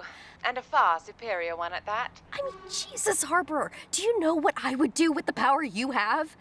Oh, what if more people just had a little bit of that power and they actually worked together, strategized and built community and deployed their power effectively? You've read way too many labor pamphlets. And you have spent one too many minutes being a sourpuss, because organizing with other demons to fix things in your world worked so well. I believe we made the same mistake, thinking that destroying something in its entirety would fix things. And yet you didn't learn from that mistake. You still burned down the warehouse with me. A warehouse is not all of humanity. Okay, that's fair. Not just pamphlets. I have a reading list that I'm gonna need you to catch up on. Well, no job, no girlfriend. I have all the time in the world now. At least until the world ends. Not if we can help it. So you're just giving up? In the face of avarice? Never. Kind of out of ideas. There's a space between doing nothing and burning it all down. It's not like a particularly nice or comfortable place, and it's full of people you probably won't get along with. But I'm pretty sure it's the only place that actually leads anywhere. And where does it lead? To something better, I think. I hope. And you can live with that? The hope? I definitely can't live without it. No one can. Okay, so what do we do next? I think you know exactly what we do next. Do I? Oh, come on, say it for me once. You know you want to. Harper, we go out and we wreak a little havoc. You're goddamn right.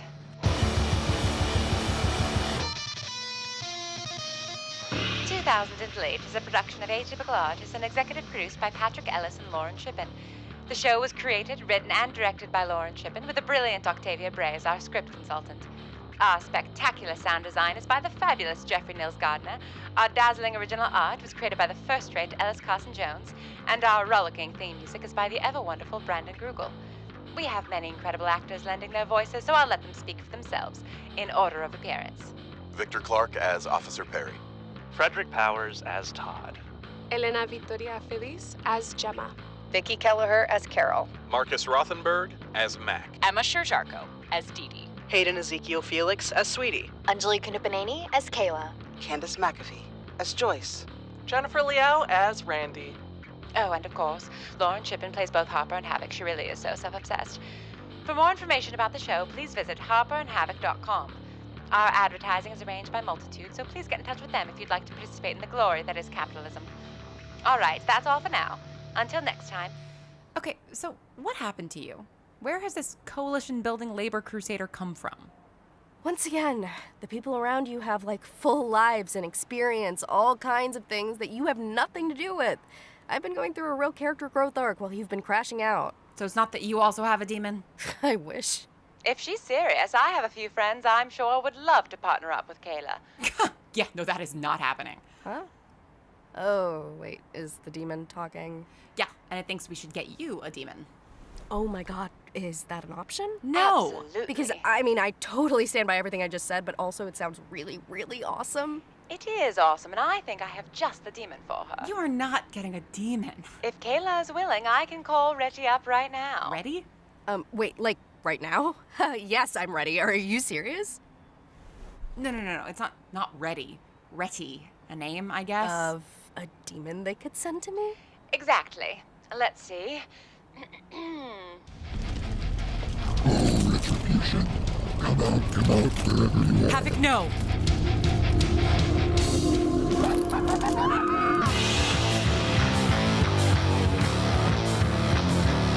Go out and wreak some havoc.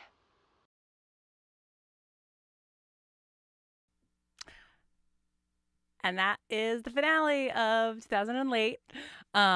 Thank you guys. This was so fun. This is the first time I've ever streamed an episode live and gotten to react with people, which is really, really fun. And yes, for those of you saying Kayla character arc, when I have many plans for the second season, with, what just happened.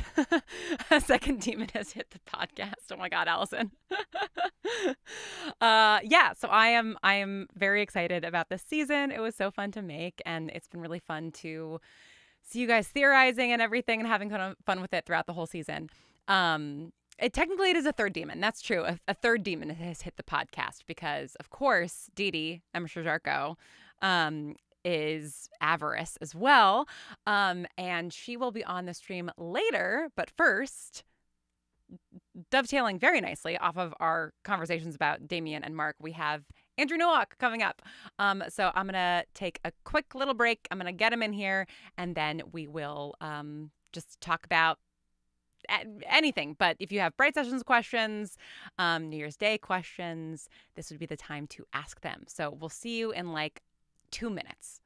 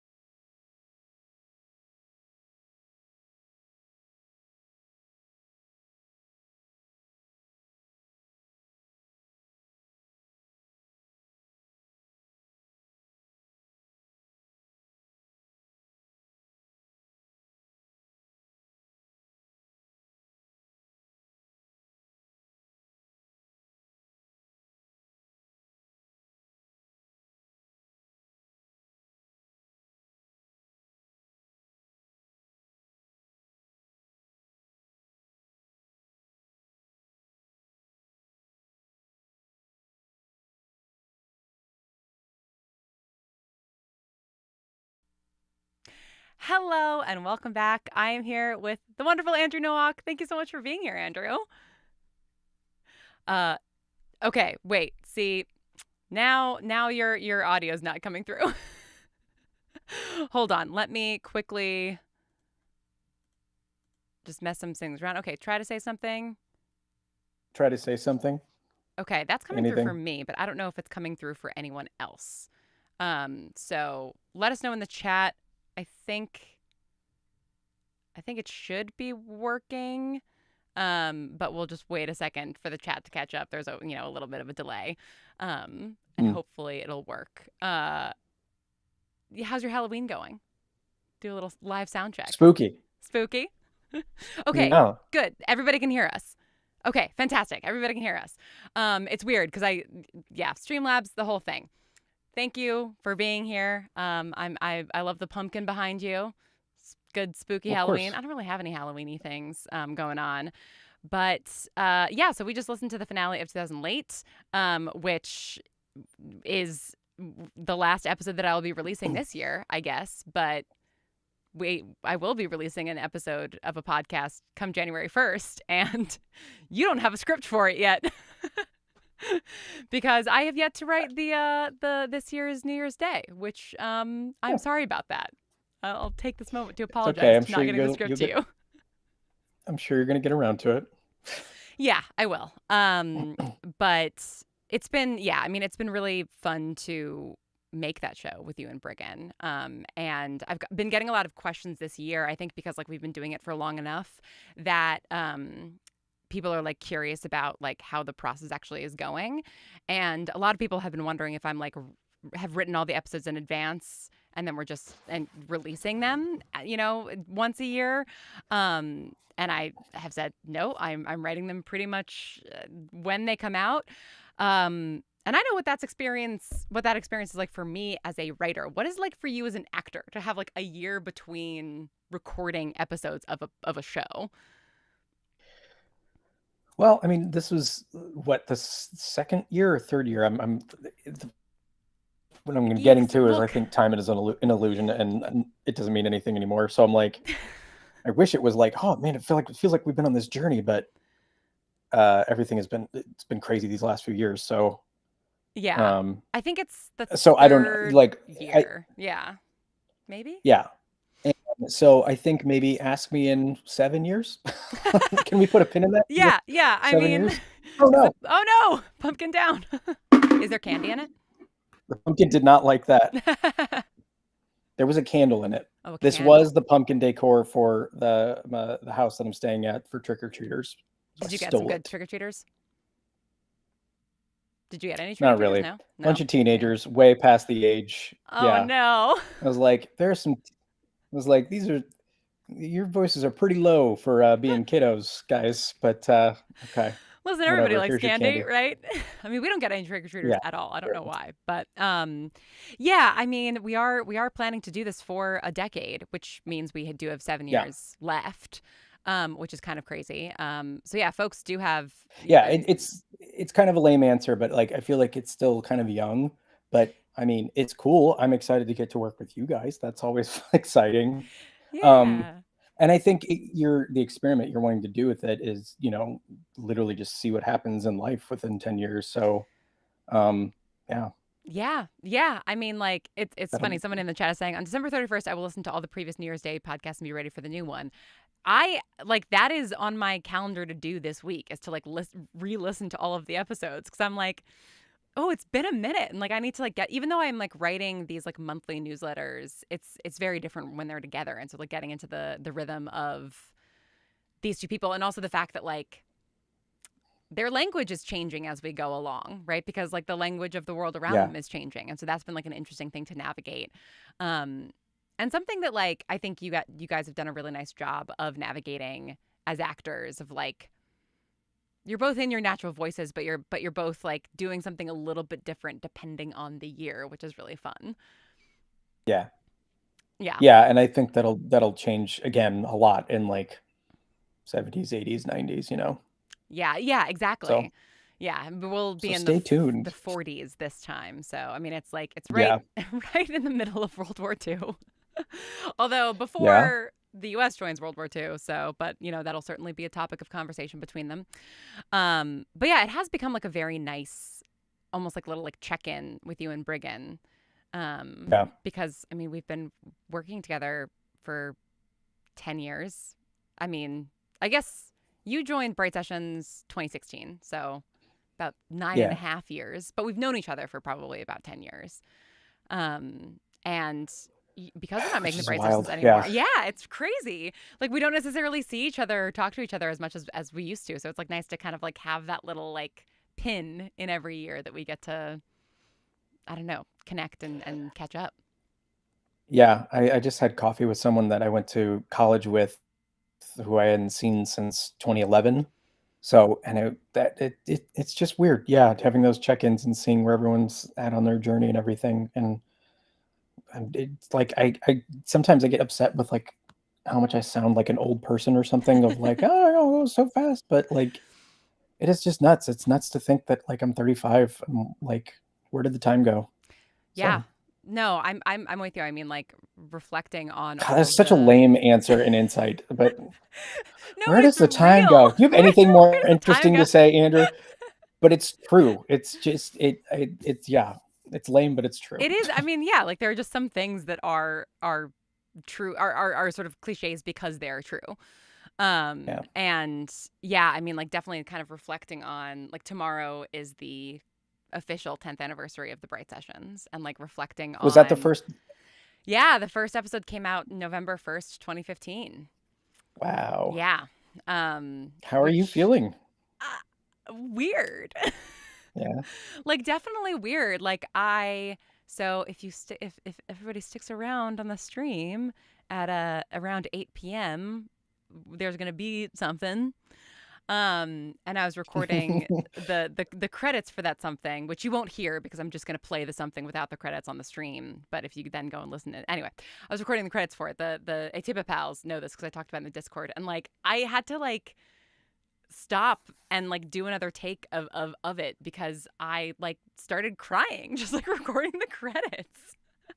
Because like Good. every now and then I just get like very like emotional about the show, hmm which is, I don't know, like I know that I have a very kind of particular relationship to it, right? Because it's like I wrote it, I spent most of my free time on it from like 2015 to 2019. But I mean, yeah, for you, like thinking about like the Bright Sessions definitely took up some time for you. Like, I don't know, like is there anything from the last decade that sort of sticks out in your mind from sort of like being Well, I part of mean, the Bright Sessions world? it is. Well, I'm going through such a transition life right now where I'm still. I mean, I haven't lived in Los Angeles now since 2023 now, and I'm still feeling like I'm having a hard time saying goodbye to it. I mean, I miss it. I miss it desperately. But that was like a 12-year chunk of my life, and the Bright Sessions was one of the biggest parts about it, hands down. I mean, and everything that like capillaries off next to it and satellites around it. It's just such a big hub, and I just always continue to be very grateful for the whole experience and that experience that it continues to be. So, yeah, it's just one of the biggest parts of the last 10 years. No big deal. I mean, yeah, it's like, oh, it's sort of overwhelming and sort of like, I think the thing too that's bizarre to me, because like, I've made all of the other shows. I'm like about to embark on crowdfunding for my next project, which like I'm hoping will be like a big multi-season thing. But it's like, and Brigham and I have talked about this sometimes too. It's like you never know, and God, this is another fucking like old person thing to say. But like you don't know when you're like at the start of it, the thing that it's gonna be. And it's even, I think, hard to tell when you're in the middle of it. And like, Did you have any idea that it was going to become the thing that it became? No, I had no idea. Like, yeah. I mean, but like it is something I think about, because I know. I think what's strange is that like I certainly had hopes like 10 years ago, tonight basically I was like sitting in my apartment in LA, like hitting publish and doing the whole thing, and like not knowing what it was going to become. But I do think that there were times in making or in like releasing and making the Bright sessions where I did sort of realize like what it was while it was happening. And I think like one of the things that helped me kind of realize that is like the collaborators, right? Like kind of get like looking around at all of you guys and being like, oh, this is why directors work with the same actors over and over again. And this is why writers write for the same actors over and over again, right? Like, you know, thinking about like Sinners or whatever, like Ryan Coogler loves Michael B. Jordan so much that he was like, I'm going to write him into my new movie twice, you know, like there's going to be 2 of him. And, you know, he's done like half of his films have had Michael B. Jordan at the center of them. And it's like, I think realizing that it's like, okay, this is going to be my creative community for a long time is like a really special and weird thing. And I think it makes like journeying out and doing things outside of that kind of scary. And I wonder like if you felt that with Velocity Prince, if you were like even though you like knew audio drama because you'd been in that world then for a while, like it was a whole separate thing. Okay, well, you flatter me. I did not know audio drama, is what I came to find out. And yes, that was the scariest thing ever. Yes, like to the point where I'm like thanking COVID for happening, because if it didn't, I wouldn't have been able to do it. I would not have been able to do it. And yeah, it's just and you know this, it's incredibly grueling having to beg people for money to make things. And yes, to have the confidence to say like, I know what I'm doing and we will do this. And it's like, what the hell do I know? So yeah, I would say like I didn't feel like I knew audio drama at all. I knew that it would like and I was copying you. I was like, what did Lauren do? And so I was like, but and one of the things that did get me through it was, you know, just how you spoke your voice and did what was the thing you needed to say. And this was something that just kept coming back to me and kept coming back to me. And that's the thing that just pulled me through. It was like, I got to tell this story. It means so much to me. And if it comes out horrible, smashing to the ground and whatever, it has to happen. But and it didn't, though. I'm really proud of it. It should be. And thank you. And yeah. So what was your question? Just if it was, scary to sort of like venture out from our little like pod, and like it sounds like yes, it was. yes, it absolutely was. And I had some of the pod in it. I mean, no pun intended. I had Brigham played a part in it, and Anna Laurie did the show art for it, which I freaking love to this day. And you were one of the roses in it too. And yeah, Charlie had there was a lot of people in it. So yeah, it was just like a jumping off point, but definitely scary. Yes. Yeah. I think I feel that every time I do a new thing. Like even if there are some people in it that are like familiar, like it's still scary. Which blows my mind, because like you always handle and it's why like I'm so inspired and grateful and thankful for you, because I'm just like, she is making it look easy, I think. I think you're always doing it with such grace, and like it's so professional and so very much like you belong, and you know you're where you're supposed to be with it.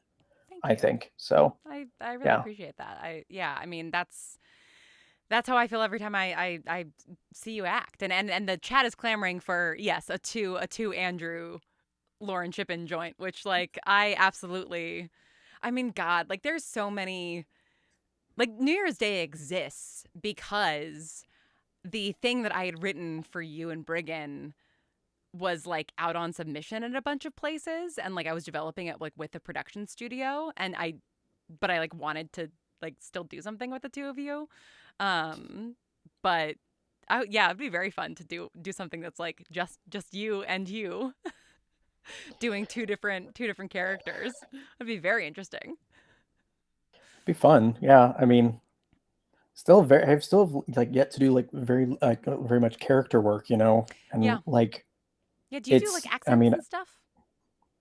Yes, and I was like just about to say in the car all the time. Like it's like a sickness. I get in the car and I'm driving somewhere and like I immediately close the door and I'm off doing some voices or whatever. Like, nah, I had to get it out. And um, yeah, but I have yet to embark on that. You know, I Okay. love doing impressions and everything. So Yeah, you've given me yeah, an interesting challenge now. Well, yeah, I mean, God, the blooper reels are full of you doing impressions, like you and Anna and you and Briggan doing yeah, like Trump impressions and Gollum yep, impressions and stuff from The yep, Room. So yeah, you are yep. really good at voices. And yeah, I mean, like that's something that That would that's what originally got me into acting when I was like a little kid. really So was like doing a bunch of voices. just doing stupid voices for family members and stuff, and then yeah, Yeah. yeah. Yeah, okay. Well, this is good. I'm gonna noodle on. I mean, I still think it'd be fun to do the thing that I'd initially written for you and Brigden, which I'm not even sure I ever told you about, which was like a spy survival story, like spy versus spy. A Russian and an American crash in the Canadian wilderness, and they have to like sort of trust each other to like make it out alive, even though they're like at exact opposite ends. No, I never told you about that. Let's get the microphones out. Let's do Great. it. I don't want to do this whole thing with like, like codes and stuff and make it like interactive. And yeah, there's a production company that thought it was cool, which is nice. It's always nice when somebody thinks your idea is cool, but then of course nobody bought it. So it didn't go anywhere. Mm. But Well, I mean, in terms of like, yeah, other story, like, is there anything like Lost City Prince that you're like, this is a story that I want to tell and I have to get it out of me in some way? Or do you feel like that sort of like was a culmination of like that feeling? that was the closest I'd ever felt to it. Where because like I'm always so jealous of like storytellers and writers and like um and I always feel like as actors we're just like tools and like conduits, for the Mm-hmm. storytellers and yeah, I'm always very jealous of you, the story creators, and like I'm always excited by people's stories to like to bring those to life or whatever, but I haven't stumbled upon that like next story that I would want to tell. Yeah, I told you the last time we recorded uh, New Year's Day, like that I was having a hankering back for theater, so I'm just trying to chase Yeah. that and get back to theater. Yeah, Yeah. and Washington D.C. has. I mean, people are saying like, "Oh, there's a lot of theater there," and I was like, "Holy shit, there's a lot of theater There's a here." lot of So theater. Yeah. Yeah. And a yeah, lot of really great theater too. Like yep. it's a really, I would say probably like a much more robust theater scene than LA, I would imagine. Oh yeah, no, hands down. I Yeah. just like I don't know. Maybe I'm sounding stupid, but I was like, this feels like it's even bigger than Chicago, and there's more theaters than Chicago here. I don't know. It's great. So Is there very a, is very there a excited by that. particular play that you've always wanted to be in, or a particular role you've wanted to play? Mm, it's lame, but like I feel like the mantle of doing Streetcar is always something there. But I don't know. Oh, okay. I could be aging out of that by now. I know I'm aging out of it because Tennessee Williams specifically says he's like 25 in it or something. So, You could play 25. but whatever. Yeah, and so I Theater's don't know. John squishy C. Riley anyway. did it. I can do it. Yeah, Yeah. exactly. I mean, God, I would love to see you in that role. Well, and that, I mean, like that's something that we've talked about through the years, I think, is like, yeah, I also would like love to like write a play at some point, because like I love like a good, like so much of the way that I approach audio drama is just the thing that I like about plays, which is like it's two people and it's one location and they're just, Yeah. um Get your so kitchen sink yeah. drama out here for God's sake already. Yeah, Yeah. yeah, some sort of like family, some matriarch dies and the whole family's back to look through her stuff, like that one of those classic, Tony Yes. Bate Yes. plays. Yeah, it'd be very, very fun to do that, especially because I've never really been at live theater from that end, and I think I've sort of, I don't have any desire to return to live theater as a performer because I haven't been on stage in 10 years and I still have stress dreams about it all the time. Like Really. not a particular production or anything, but just like being on stage. I think like live performance, I've passed my like ability to do that. But I do like the theater is my first love. Like I do kind of want to get back there in some capacity. Yeah. So maybe maybe do it. us doing some sort of play together would be the Yes. thing. I mean, and like I Chekhov is stuff like I always want to do, and like Tracy Letts. There's so many playwrights that I love, like Amy Herzog, and I don't know. There's tons of them. Yes, I just want to get back into it. So Yeah. Well, first I need to write this year's script of New Year's Day. That's what I need to do. all right, let's make a list. Yeah. Which is sort of a play. I mean, God, if there's any of my shows that could ever be a live show, it is that show. Maybe someday Yeah. when if the three of us lived even remotely near one another, which we do not anymore. But maybe someday. Mhm. But thank you so much, Andrew, for taking the time out of your Halloween evening to come on and talk about theater and art. And I'm really Thanks for excited having me on. to record New Year's Day with you. Me too. Man, the in 2000 Late sounded great, and I'm so excited. I saw that Angela was on your the show and everything. Oh God, I'm Everyone go so glad. watch Heavenly Delusion. They're great in it. Yeah, Anjali is just It's a great like show. they play Kayla in 2000 Late. They're so talented. Yeah, Andrew had worked with them before, and we were just like singing their praises in text. They're just I fantastic worked actor. on post production for a show called Heavenly Delusion that she dubbed for it, and that they dubbed for it, and they are amazing on it. So everyone go check it Yeah, out. I'm definitely gonna check that out. And for those watching the stream, stick around. We've got Lillian Holman, creator of Greenhouse and fellow 911 fan, which we're probably going to talk about coming up next. So stay tuned.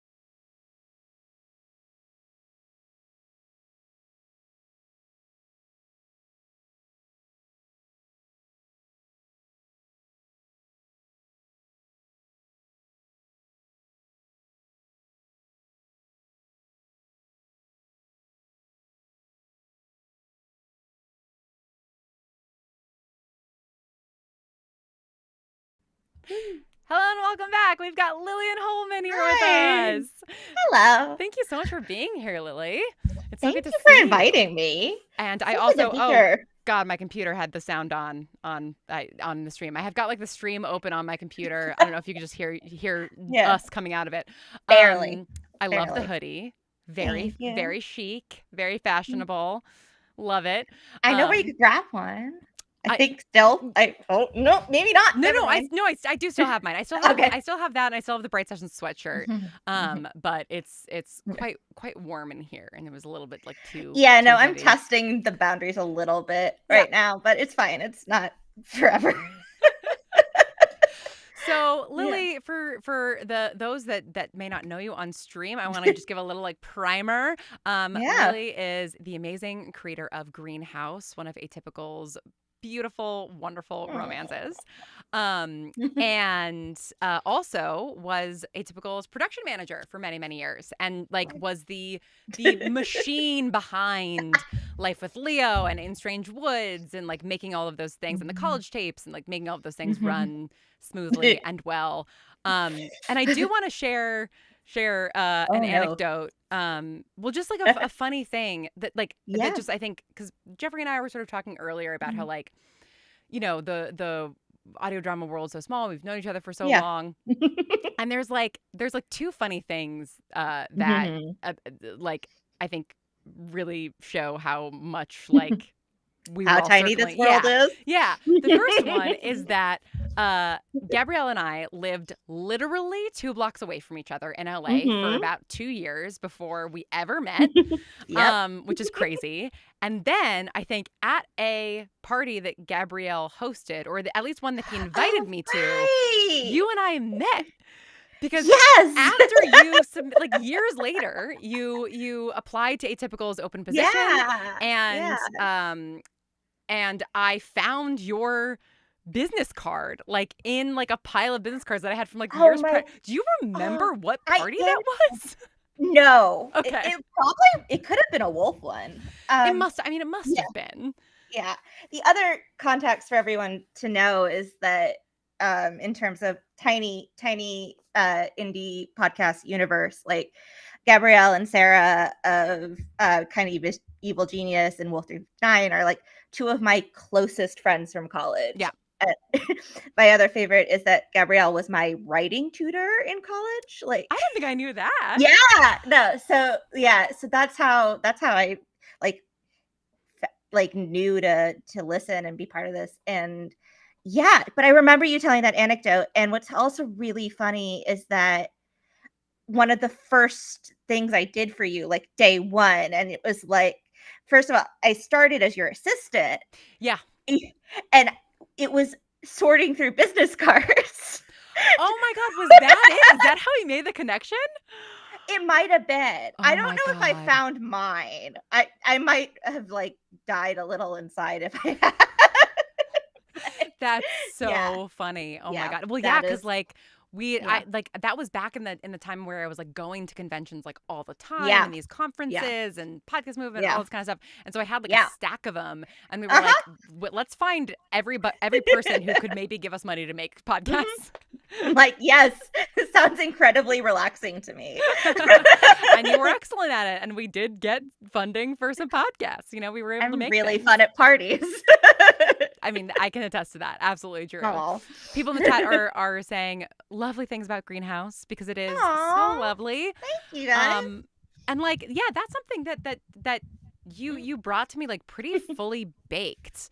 But like, I don't know that I actually know sort of the like origin behind the idea. Like, I'm not entirely sure we ever talked about that. Oh, wow.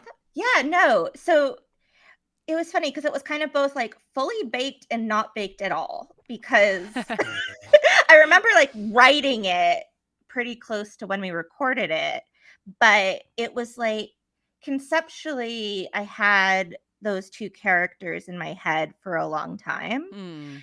And I had like, because mental health is my like other big passion in terms of advocacy, and so I was mostly about their mental health, and I really wanted to do a story, but I had like, and I think what's weird is that I had a very like visual idea of them. So to have them actually do it in audio is kind of hilarious. Yeah.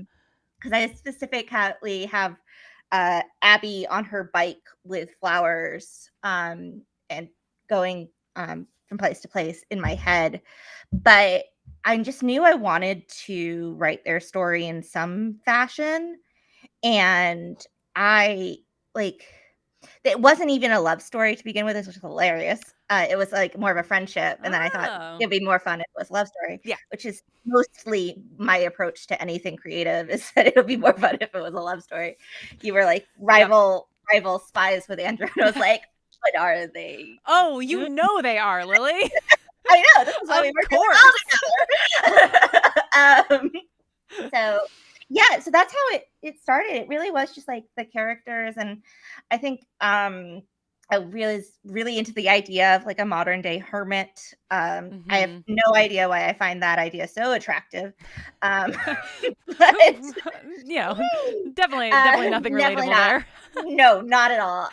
But that kind of idea. But I did re-listen to it before this, which was a trip because I know we talked about this before, but like it's been 5 years, which is mind-boggling. I can't believe that.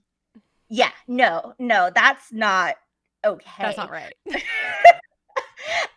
But so I had to re-listen to it, and what was really funny is like re-listening to it, it was like it's so deeply personal too. Like I just didn't put any filter on when I was writing.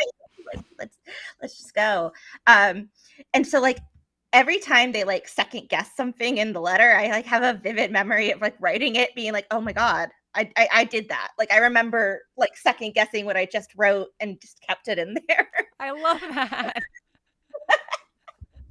But I think I brought it to you partially. I was just really excited to finally get a chance to make something, which I'd always kind of leaned into my more organizational skills and things like that. I had kind of taken that path professionally. So the chance to actually make something was huge. And it was height of pandemic, which is how it ended up happening. Yeah. Because you were like super open to ideas at the time. And I had this realization that it was like, this takes 2 actors who don't need to be in the same room together. Mm-hmm. And we don't need extensive sound design. There are just so many things we don't need for it that it would make it really easy to make at that time.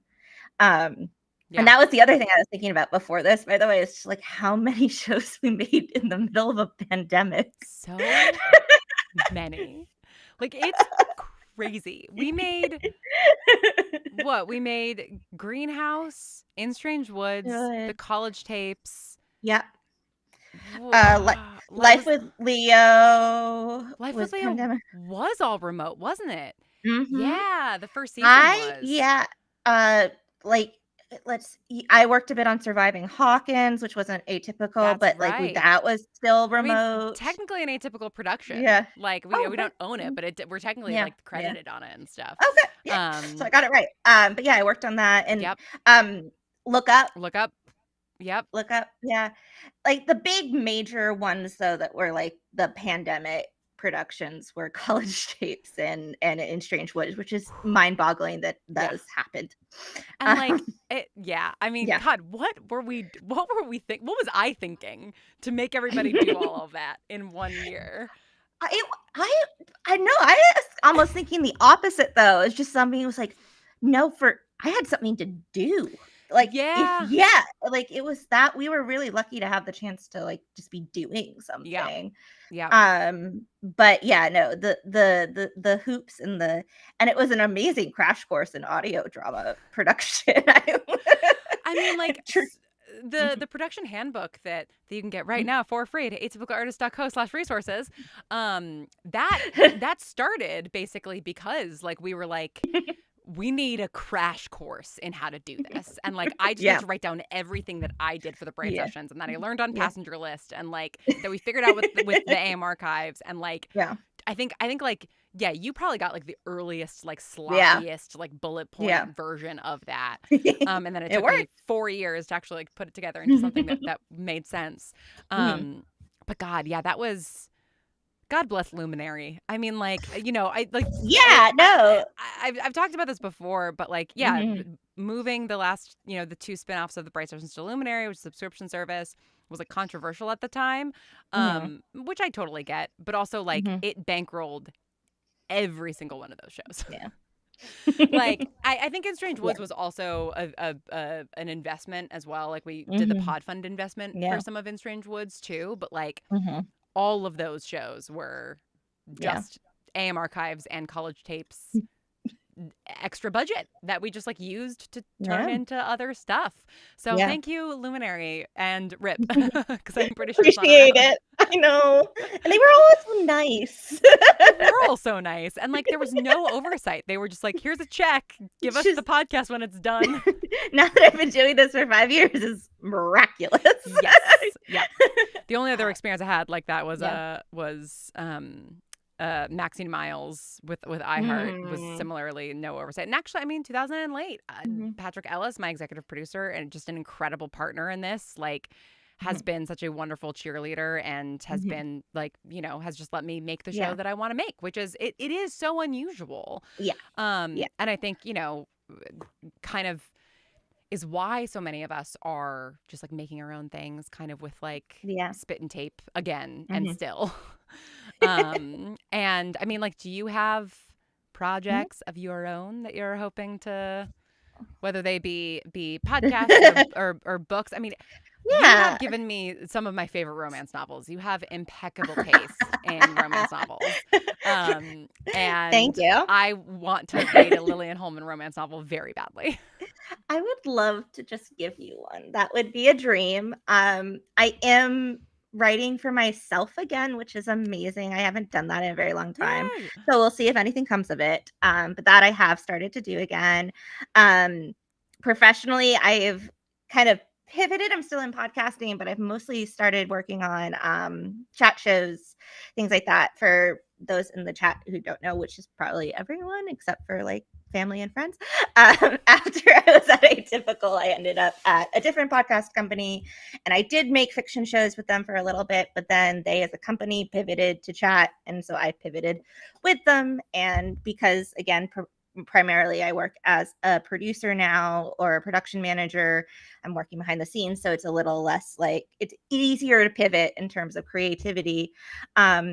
So I am working on a lovely, lovely chat show called My Addiction with Marty Noxon and Megan Weaver, which is still like my hero. What universe am I living in that I get to say that? And she's just the best, and so is Megan. Megan's also like a Bravo celebrity, so it's like that world now. So Wild. like that's been a joy, and they are wonderful to work with. So I've been working on that.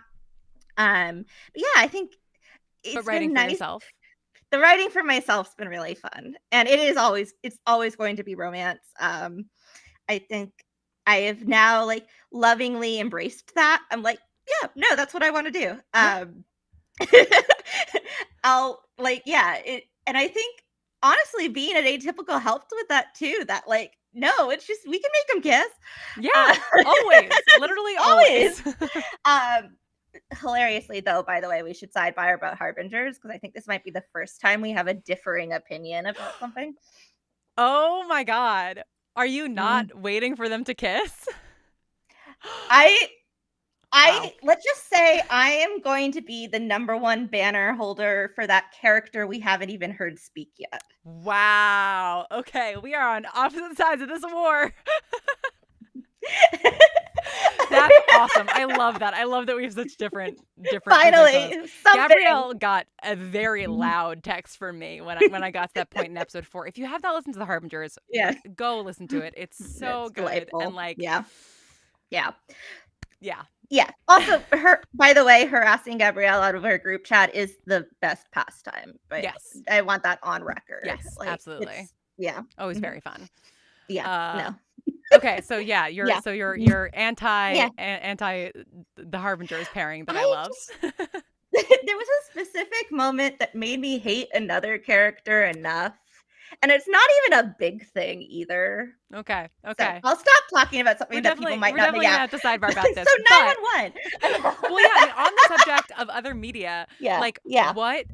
Okay, so I'm trying to think of the last romance that I read. Honestly, last year I reread The Charm Offensive, which was a book that you recommended to me, and that I love so much that I like reread it like 3 times.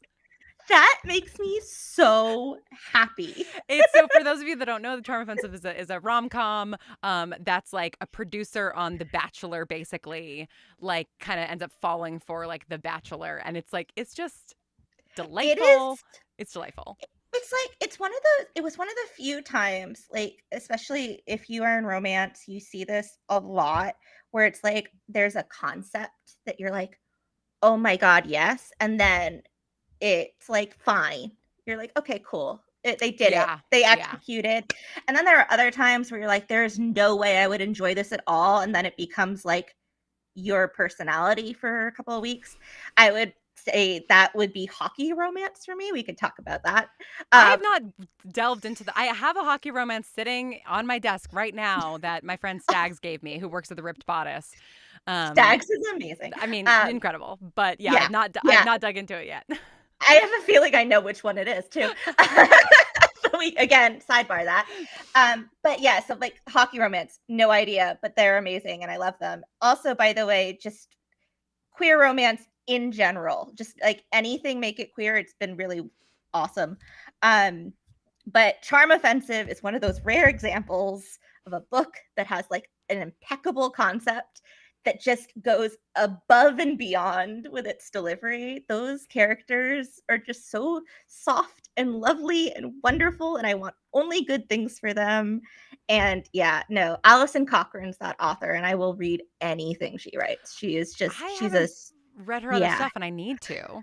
Yeah, she's done a couple of sapphics. I haven't read her most recent yet. It's on my like top of my TBR because it just came out like a month or two ago. Okay. But she's kind of switched to more sapphic novels recently. But nice. No, it's great. There's a road trip one with a beloved English teacher. And it deals with like grief and sadness too, that I'm like, that's so Lauren Shippen. It so is. Oh my God, I love that. I'll look it up later and okay. send you to you'll love it. Yeah. Okay. Yeah. Yeah, the hockey romance thing. Somebody asked is which one? Okay, heated rivalry. I have heard heated. No, it's not heated rivalry. It's not heated. I thought it would have been heated rivalry. I don't think so, but I've heard about the new heated rivalry TV show of heated I'm rivalry. so mad. Is it not good? So, no. Okay. So Heated Rivalry was my gateway into hockey romance. Actually, way back, my gateway is the really adorable, wholesome graphic novel called Check Please. Check Please. I love Check Please. Yes. So this is like take Check Please and just like up the spiciness level like 12 million times. Yeah. But Heated Rivalry was something where I bought it because the cover looked ridiculous. But I was at the Ripped Bodice and they had this like super like lovely recommendation underneath it. And I was like, okay, I should get it. Because the cover is really just like two just shirtless torsos and hockey maybe it is gear. Heated Rivalry actually that I have on my desk. The next break I'll go and check because it might be Heated Rivalry. Yeah. No, the reason I'm mad though is that Heated Rivalry, the show, is going to air on Crave Canada exclusively. What is that? It's only available in Canada. And I know everyone's probably in the chat. I can't see the chat right now, but everyone in chat is probably going like VPN. I'm like, I know about the VPNs. I just haven't bothered until this moment. And this is as close as I've come to be like, do I need to get a VPN? Yes. So I can watch my gay hockey show. Yes, you do. Yes, you do. Absolutely. And it's got to be licensed eventually to somewhere. I cannot think that it would not get picked up because I am definitely not the only one who's mad about it. Yeah, I mean the chat now there's a little bit of a delay, but Izzy who is in Canada is very excited about this, and apparently it's so popular that they are looking around for other places. So please. You never know. Also, somebody said that you have a very nice laugh, and I agree with that. Aw, that's sweet of them. But yeah, okay. Thank I think it might be Heated Rivalry sitting on my shelf. I need to go. Yeah. Like I don't normally go for the sort of the true bodice ripper covers. Yeah. But this is something that Stags gave me, and so like I trust. I think her. it's probably Heated Rivalry. Probably. Also, it started as a cartoon cover, and I think it got re-released as kind of a person cover. Oh, okay. That's a whole thing. Like The cover thing is a whole thing. It's a whole thing. Well, now with like AI and stuff, I mean, like it's Oh no, it's I crazy. didn't even want to start. I Yeah. know it's nuts. Uh, If I yeah. actually sell Yeah. my queer outlaw romance, I'm gonna make sure in my contract that I have say on the cover. I mean, they don't always give that to you, but I'm gonna try. Yeah. No, I was talking or not talking. It was at a signing, so I was like talking at very briefly at author recently about like how much I loved her covers, and she was kind of like, yeah. Like, I don't think she had a whole lot of say in them. No. Authors Yeah. usually do. I mean, like I think like did I get approval? I think I got meaningful consultation and on titles and covers for my books because it was an established IP already. Yeah. But also like I love how vague that is too. No, I know. Meaningful consultation is like nothing. It may have been approval for one of them, but like I did have approval on audiobook stuff, obviously, because but I mean, like why. all of the covers were so gorgeous, and I also didn't come up with any of the titles except for the last one. My agent came up with the first two because I'm bad at titles. But yeah, I need to read Hated Rivalry. What's the last romance that you read that you like loved? Oh, good. That's good. That's a good qualifier because I've been experimenting with dark romance, and we That's don't need right. to get We into talked that. about that the other day. Yeah. One that you would like wholeheartedly recommend and go back to. Oh my gosh. Okay, so there have been two authors I've read recently where I can almost like recommend like canon. Where there's Kirsten White, who's kind of more of a horror writer, but she's like a horror romance writer. She has some phenomenal stuff, including I'm getting all the names wrong. Like Mr. Magic is a big one there. Okay. That's like it's like about a children's TV show that like ended mysteriously in the cast, but it's actually about cults and Mormonism and things like that. Yeah, it was very intense. Research all the trigger warnings if you want to check that out. She also does she has a book called Lucy Undying, which is a Dracula retelling. Yes, I've heard of that one, I think. Yeah, it's very fun. It's a queer sapphic retelling, and it's great. And then there is she did a retelling of Frankenstein too, also from a female perspective. So she's really great. And then Emily Rath is my new like obsession for a couple of weeks, where she does a lot of Why Choose novels, which is where I had so the lore about me that is most surprising is that I did not live on AO3 and fanfiction.net. Like my entire personality says I did. Yeah, that is surprising to me. Yeah. I think I read like a couple of them on fanfiction.net, and then I read like one bad Tamora Pierce one, and I was like, eh. Oh man. I Tamora know Pierce. It ruined yeah, my love. God. I love that I managed to slip a reference to her in Greenhouse. I was like, yep, no, that tracks. I love that. I need you to know I was just cringe. Like I am like love Greenhouse. I'm very proud of it, but there was just a lot of in the inner cringing. Oh, it can be hard to listen to your own writing sometimes, for sure. Yeah, especially the references. Just like, girl, calm down. But yeah, Tamora Pierce. So I was like, so it kind of turned me off of it, but like, and same with like Tumblr. It's like I have the worst excuse. It's like the most I've ever been on Tumblr was when I was doing it for Atypical, where it's like I just could not figure out the mechanics of it really and gave up on it. So those two things. But again, I think the world's a better place that I was not on Tumblr, because I think it would have just been too consumed your life. Yeah. Oh yeah. Based off of how I respond to other social media, it would have been really bad. Yeah. But so that all to say that Why Choose was a new concept for me. And if you haven't, it's polyamory. But it's specifically like in this case, it's MMMF. Okay, 3 boyfriends. Get all the M's right. Love it. Yeah. And again, and it's like they're all in a relationship, which is I've now seen like TikToks where they explain all the differences. So I'm like, getting my terminology correct. But she did a Regency one, which was my gateway to her. where the first one's called Beautiful Things, the second one is called His Grace the Duke. And I would say she was, and I think she's talked about it, like it's an early work for her. So like the first one is very much just like a tee off for the second one. Like everything you want to happen in the first one happens in the second one, and it's amazing. So it's like worth it. And then she does a hockey quartet that again was very similar structure. So I got very into that for a couple of weeks. Okay. That's not a thing that I've like delved into at all. This was new for me, and I enjoyed it immensely. I have like a little bit in fanfic. Like there are certain fandoms in which like like there are a couple like thruples. But God, like more than 3 people, like just the logistics of that in terms of just like it's keeping all of the narrative straight has got to be tricky, you know? There's not a lot of plot. I guess that's fair. Yeah. Sorry, go ahead.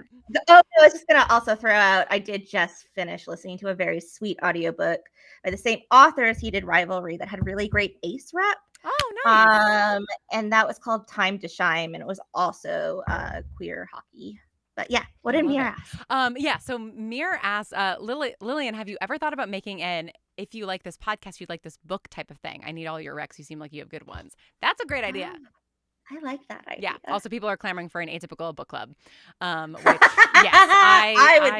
would be fun, actually. Maybe we could do something like that, especially because I don't read fiction very much anymore, and I should. Like I read maybe like 5 fiction books a year. Just because I'm always writing a book.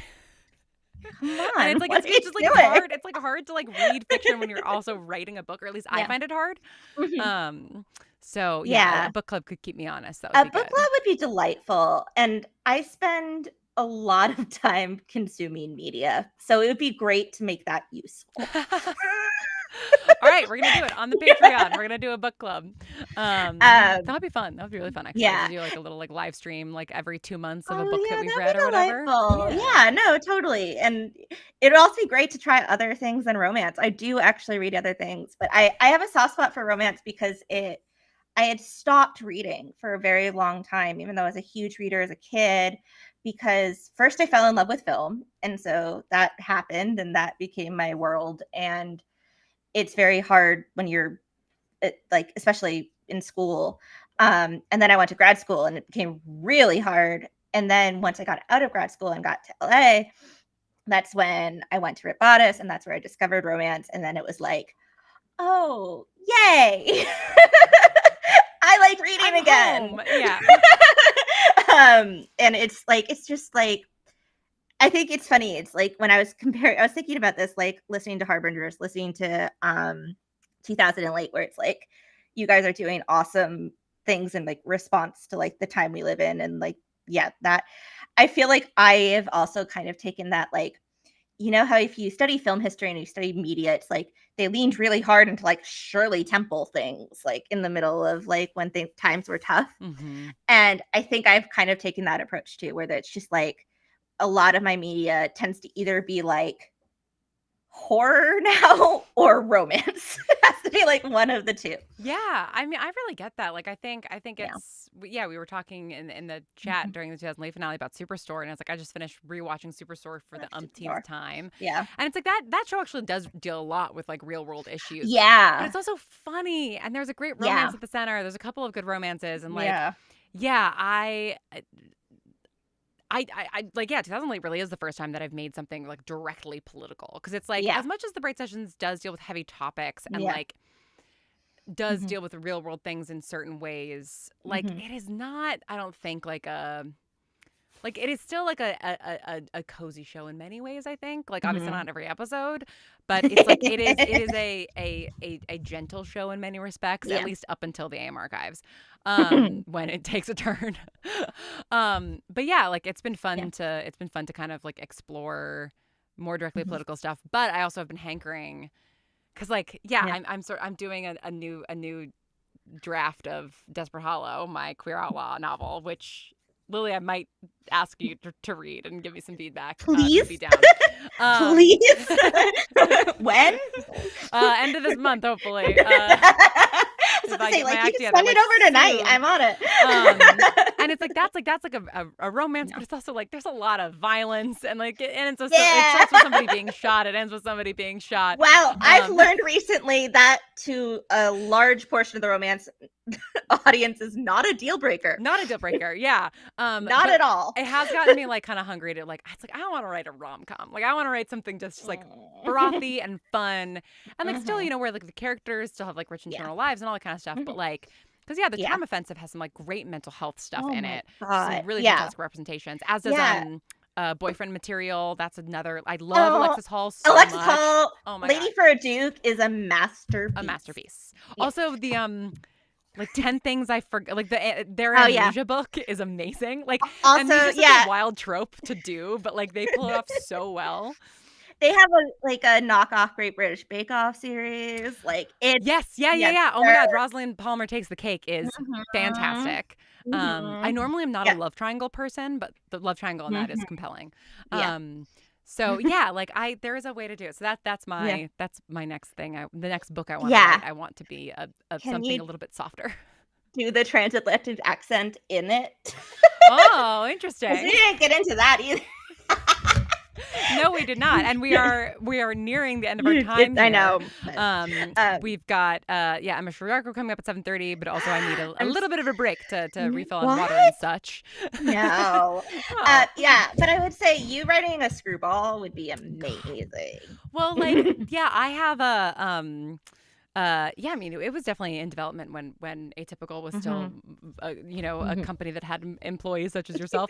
But Mirage Diner, one of the episodes of Mirage Diner that I want to do is like a screwball comedy of like a wedding party that a lot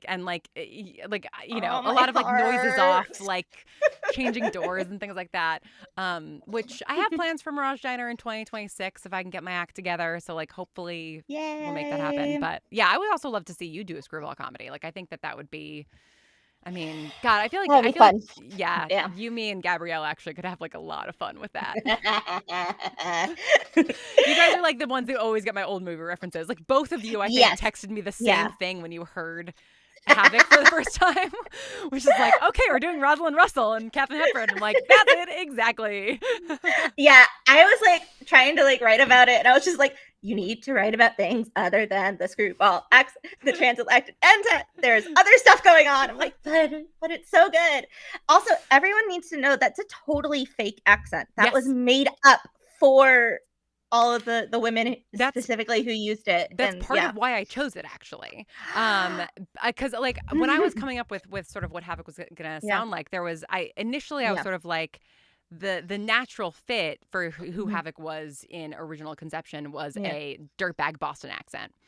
And my dad's whole family is from Boston. I actually do have like a couple of like weird like Boston holdovers. Like I say rum and rough instead of room and roof.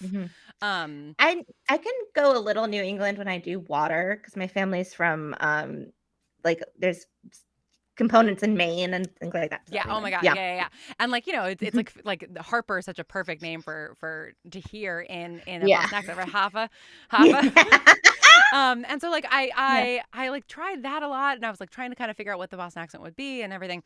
And then like I just wasn't feeling confident in it, and it also was feeling like sort of the first thought for Havoc, right? Like a Boston dirtbag is just sort of like it's like that's what you'd expected, like the demon possessing the like New York dirtbag, right? Yeah. And then I was like, well, what's an accent that like I could potentially do, but that also crucially nobody can tell me that I'm doing it wrong. And it's a transatlantic accent because nobody has that accent. Nobody naturally has that accent, and so nobody can be like, I don't know anybody that sounds like this, because like the thing about accents is that like people get so uppity about it, where it's like I don't know anybody that talks. There is somebody who talks like that. Like anything anywhere like everybody has their idiolect, their like their own personal dialect, and so like it's like I like whenever I see somebody criticizing an accent, I'm like I say that as somebody who like finds Benedict Cumberbatch's initial attempts at an American accent very frustrating. The one that kills me is David Tennant, because I just am like, just let him do his regular accent. I don't know that I've heard his American accent. He does when he came over for Broadchurch, because they did the American Broadchurch and he was in it. Oh, he was in it? Oh He was my in it and he did God. American. And I need the world to know I love David Tennant with all of my heart. He can do no wrong. The only thing I would ever criticize him on is the American. And it was only frustrating in that it was just like, just let it. There was no There's no reason reason that for he him. Yeah, couldn't just have his normal accent. And it's such a good accent. So I was like, why are you doing that? that's really funny. Yeah, but the Sidetrack. transatlantic accent was invented. They used to teach it in schools. So there are some people who grew up learning the accent as a child, Yeah. and that's like as close as we get to the Yeah. natural accent. But like those people are mostly dead by this point. Because it was a long time ago. Yeah. But yeah, Probably not listening to this podcast. if they probably are. not. But yeah, I was just They'd like, be like nobody a can really, criticize me. really hip grandmother somewhere.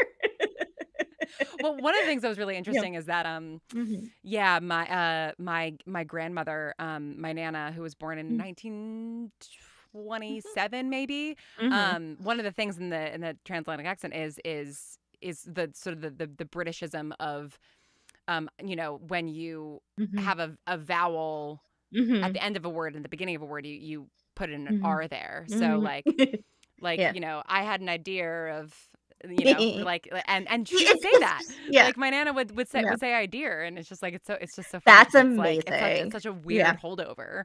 Yeah. Yeah. And yeah, and like it's so funny because it's like I think that accent though is the only reason why I sometimes like would probably have trouble like remembering the proper pronouns for Havoc, because I also think like There are no proper pronouns for Havoc. You can say no, truly, like they're down Yeah. for whatever. Yeah, because just like the women who use it are just like so spectacular in terms of like the arcs of feminism that we've got. Like, so it's just like in like Philadelphia Story, as you know, is my like guiding. I think about like my brain is kind of at all times either quotes from Philadelphia Story, Parks and Rec, or Love Actually. I mean, Philadelphia Story. So, like, you know, there's this old Jimmy Carr, the stand-up comedian bit about like having a phrase that helps you get into an accent. And like, I actually think that that's a great advice. And so, you know, a couple of mine were from the Philadelphia Story. It was, God, what, you're a snob. I know the worst kind there is, an intellectual snob. Yes. Tomorrow, I mean today. Like, just like saying those Katharine Hepburn lines over and over again to like get into character. Because yeah, that movie is so formative. I don't know if do you know Ashley Quach, right? No? Maybe not. Name sounds familiar. So she's a brilliant writer and artist who made Deck the Halls with Matrimony, a wonderful rom-com, sort of like a holiday movie series, basically. It's like the first one is like, you know, an hour and a half. My heart. I'm in the second one.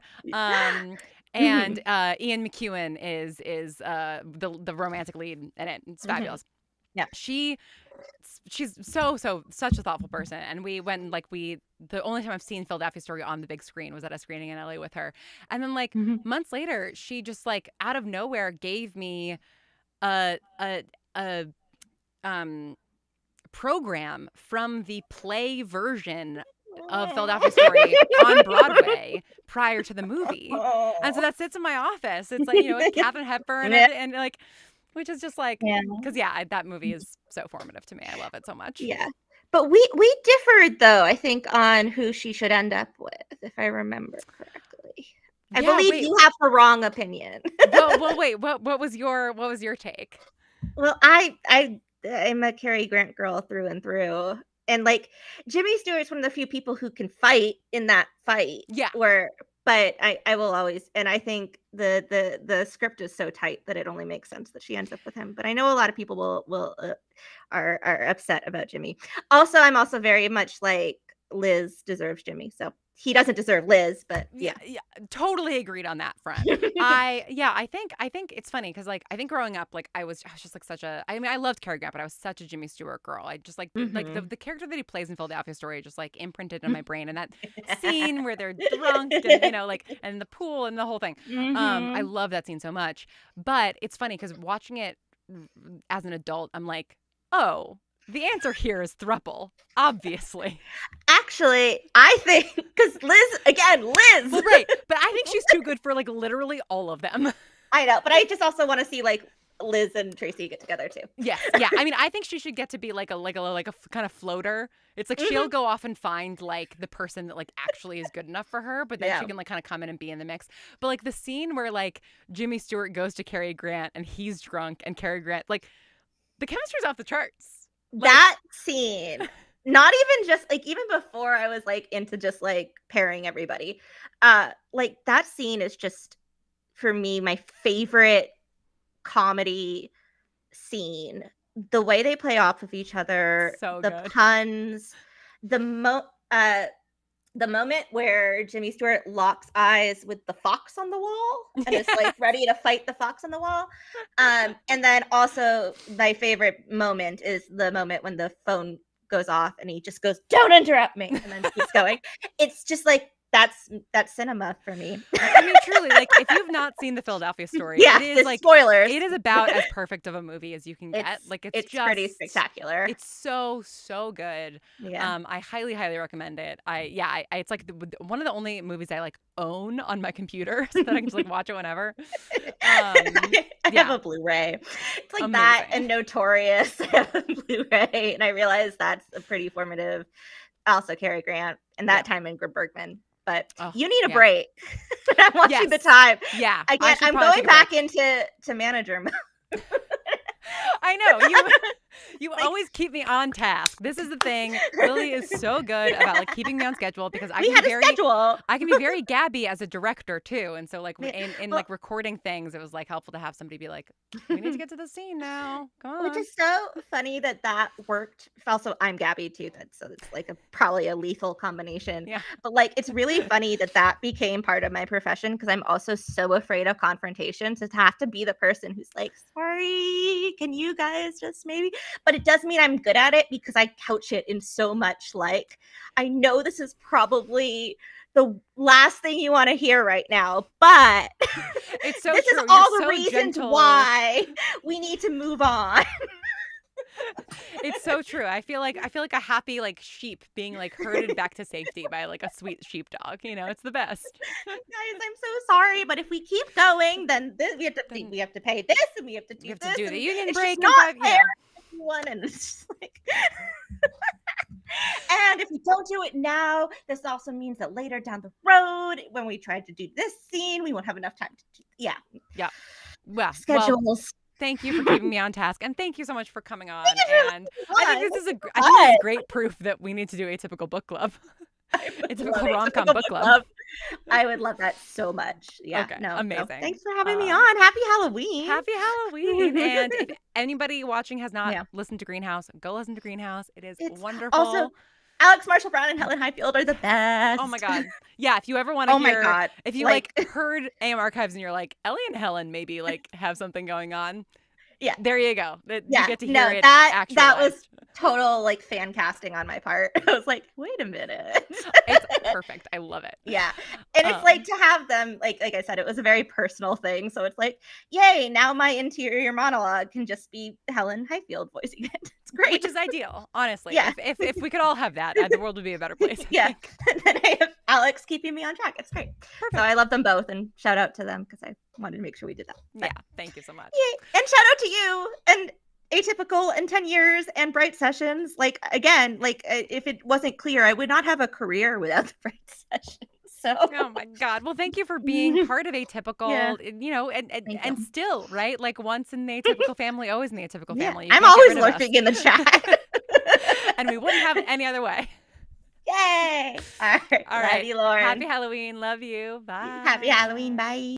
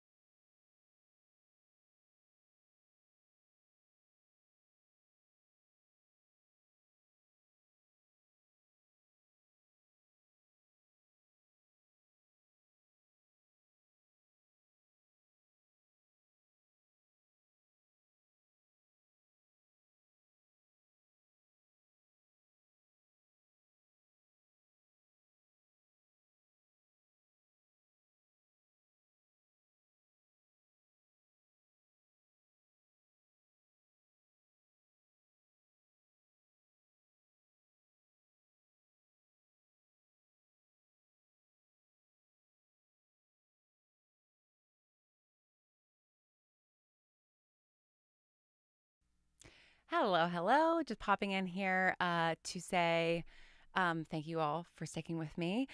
Emma's going to be in a couple of minutes. I'll drop out of here and go and get her. I don't know why I'm gesturing to like outside, like I'm going to go and like grab her off the street.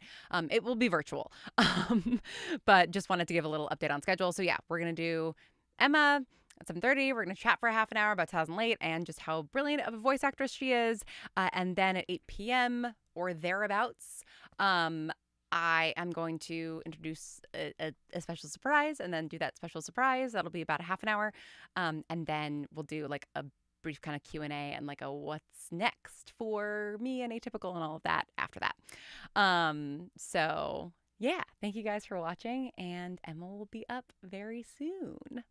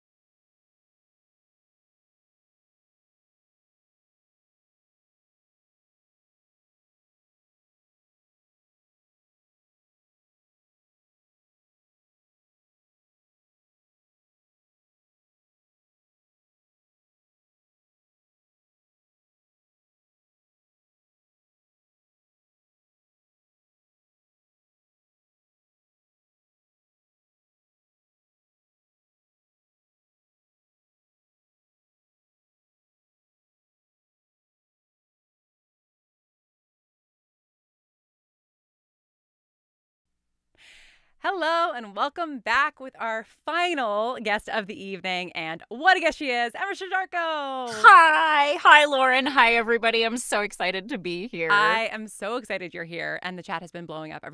Some people have waited up until like 3 a.m. just to see you, just because we're all obsessed with you as a voice actor. Oh my because God, you're so great. Stop it! You're amazing.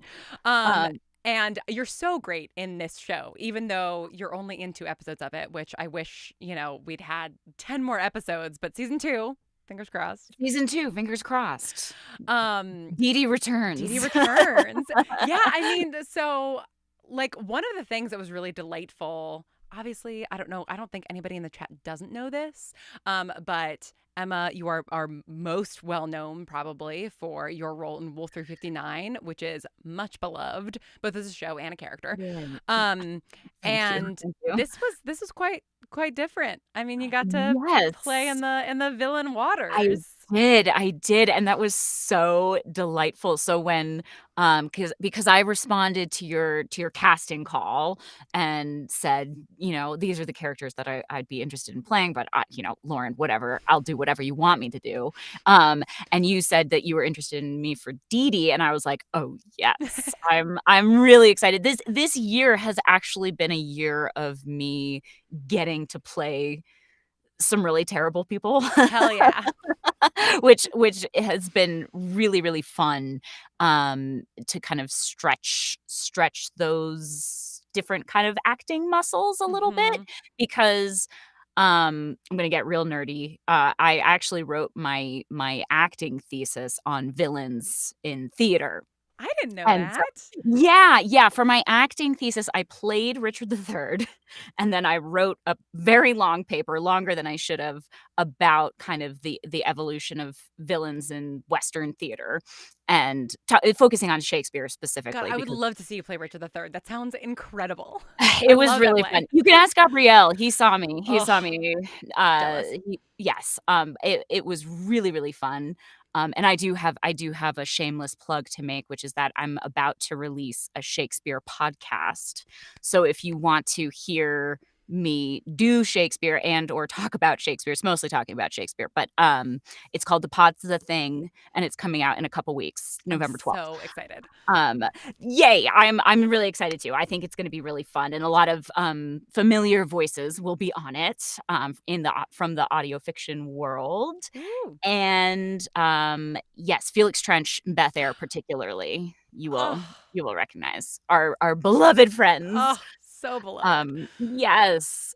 Okay, I've gotten off the rails now. So though. your thesis is about villains. So I wrote my thesis about villains, but then since then, I would say, I tend to get cast, whether because of Minkowski or because of who I am, as more lawful good characters generally, which is great, and I love that. I love working in that world as well, but I was so excited to get to play with somebody a little bit more mischievous for this show. And I just love this show. I love the whole concept behind it. You're fantastic in it, and everyone's fantastic. Yeah, it was just such a delight to be a part of. Well, I was so thrilled when you responded to the casting call, because so for this show in particular, and I think I said this to you at the time, and Andrew and I were talking earlier about how yeah. I totally, I know. He's just best. That I totally get why directors work with the same actors over and over again, right? Because you just you fall in love with these actors and you just want to use them in everything, and it's so great.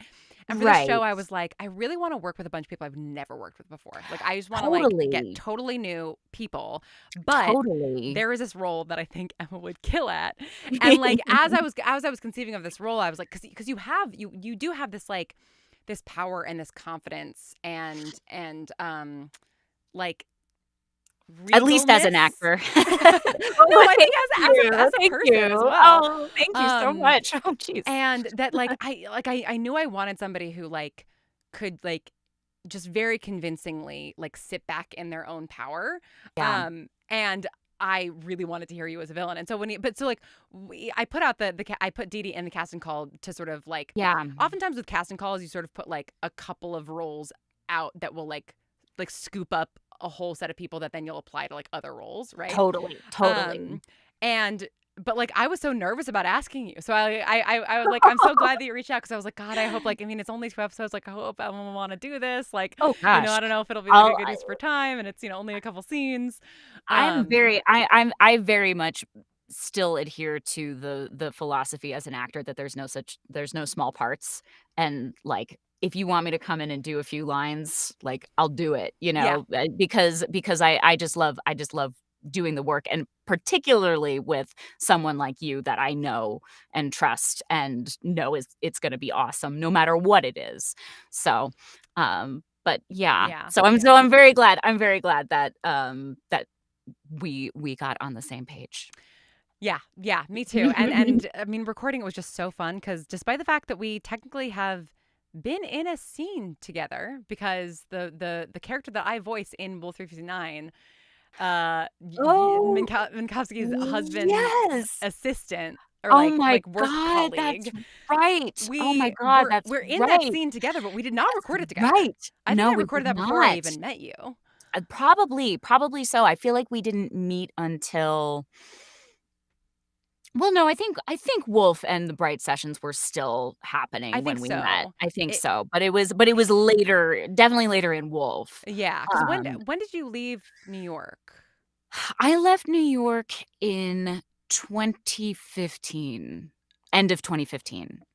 Okay, End of see, 2015, early 2016. that's what it Yeah. was. As Yeah. you and Michaela Sweet were the last ones that I met because neither of you were living in New York by the That's time right. that I knew like Gabrielle and That's Sarah and right. Zach. Yeah, that makes a lot of sense. But I do Mhm. remember meeting you for the first time. I I just think we don't met at remember. Dragon Con. That's what it was. Because I Yeah. was like, I know I Yeah. met you on an escalator.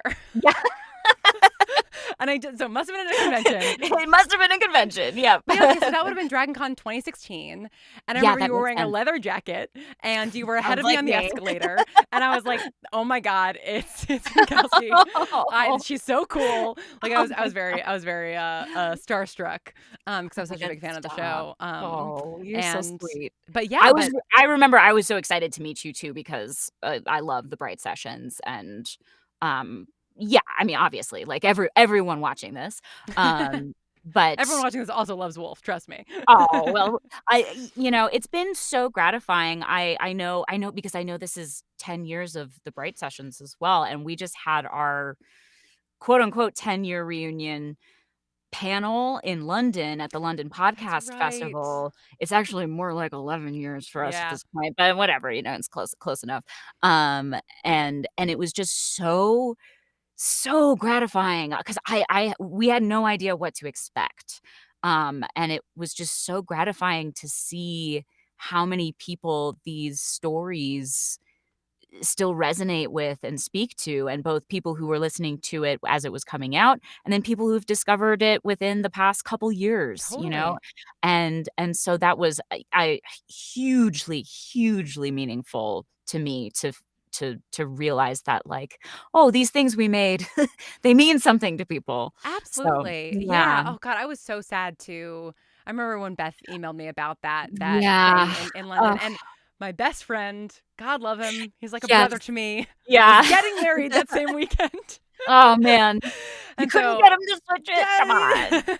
Just move Oh, the whole well- thing so that I can go to London, please. Right. Um, We missed you, but hopefully, hey, fingers crossed, knock on wood, maybe we'll get to do it again. Yeah, I hope so. Because I yeah. mean, it's been a minute since all of us have really been together, like sort of a Wolf Yeah. contingent, a Wooden Overcoats, and a Bright Sessions contingent. Because like those three shows Yeah. really were like very tight. Like Totally. and then there were other shows too that we were always like really close with. But I think Yeah. that there's like a very special alchemy within that group, and I'm very happy to hear that Felix and Beth are going to be on the Yes. Pod's a thing. That's great. Yes, I'm so thrilled that it's like we kind of built this community and family together in a way, even though we all lived in very different places and still do, but we've, the audio drama community is really a special one. I do really believe that, having Yeah. worked in a lot of different areas as a voice actor, there's something really, really special about the audio fiction space. Totally agreed. And yeah, like the chat, people are talking about how like, a lot of people here started listening to the Bright Sessions after Wolf 359 because you guys were first, and like, and We were it was technically like first, a yeah. great introduction for a lot of people into the medium. Yeah. Me too. Ooh, Mir whispers reunion at TAFCon. Are you going to the audio fiction convention in I Boulder? fingers crossed. Yes. Reunion at TAFCon. Oh, that's so exciting. That's another thing that I almost couldn't go to because Oh, really? a wedding that I'm officiating was the same weekend. That's also important. Yeah, but then they actually did move the wedding. Oh, thank God. See, So I was those like, are "Yes, good friends. I can do it." Those are good friends. Yeah, unrelated, but Yeah. I was very grateful for that because it's been a minute. I mean, PodCon would have been the last time that a bunch of us were together. And I didn't. like, I wasn't at PodCon. That's right. Yeah, I was yeah. devastated not to be there, but But okay, hopefully, yeah, Hopefully, but Boulder, uh, Colorado next June. relatively speaking, my old stomping grounds, I did live in Boulder for a few years, That's right. and yeah, Yeah. and so I'm excited to go back there for multiple reasons. Yeah. And relatively speaking, it's not that far from me. I live in Santa Fe, New Mexico, so like nothing is really close. But it's like a 6-hour drive. I'm like, "Oh, that's easy." Oh, You know? that's Yeah. 6 hours is really easy. That's It awesome. is, and it's a straight shot too. So, Nice. yes, Yeah, yes. I will Barring definitely some be there. barring some catastrophe, I will be at TAFCon Okay, for sure. fantastic. So yeah, Yeah. those watching, if I think maybe there are tickets still available. I They hope might be sold out. I hope so. I hope so. They're doing virtual Well, tickets as well.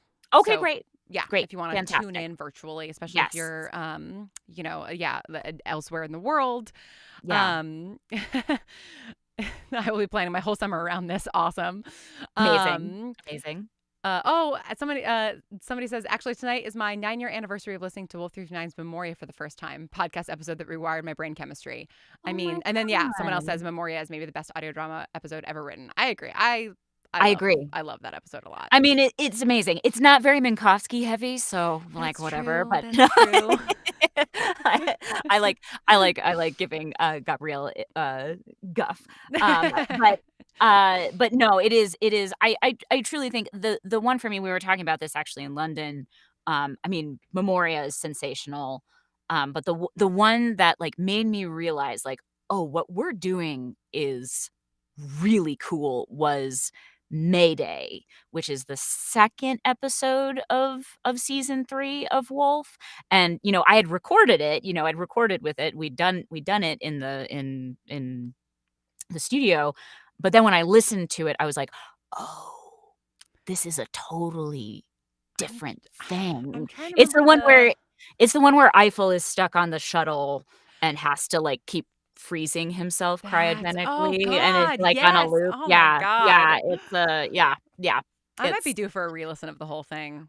I'm currently about to do a re-listen of Wooden Overcoats, and then I think the Bright Sessions, and then maybe Wolf. I tried to listen to some of it before London because I was like, I want to make sure I don't forget something important.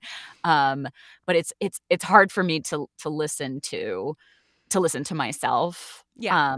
As I think a lot of actors experience. But it's funny. I'm sort of like inoculated yeah. now. Like I think Totally. like I've edited so many hours of me talking that Yeah. like I don't really notice it anymore. The thing that I can't do is listen to my own writing willingly over and over again. I think that's what it is because I have done a lot of listening to and editing of my own voice too.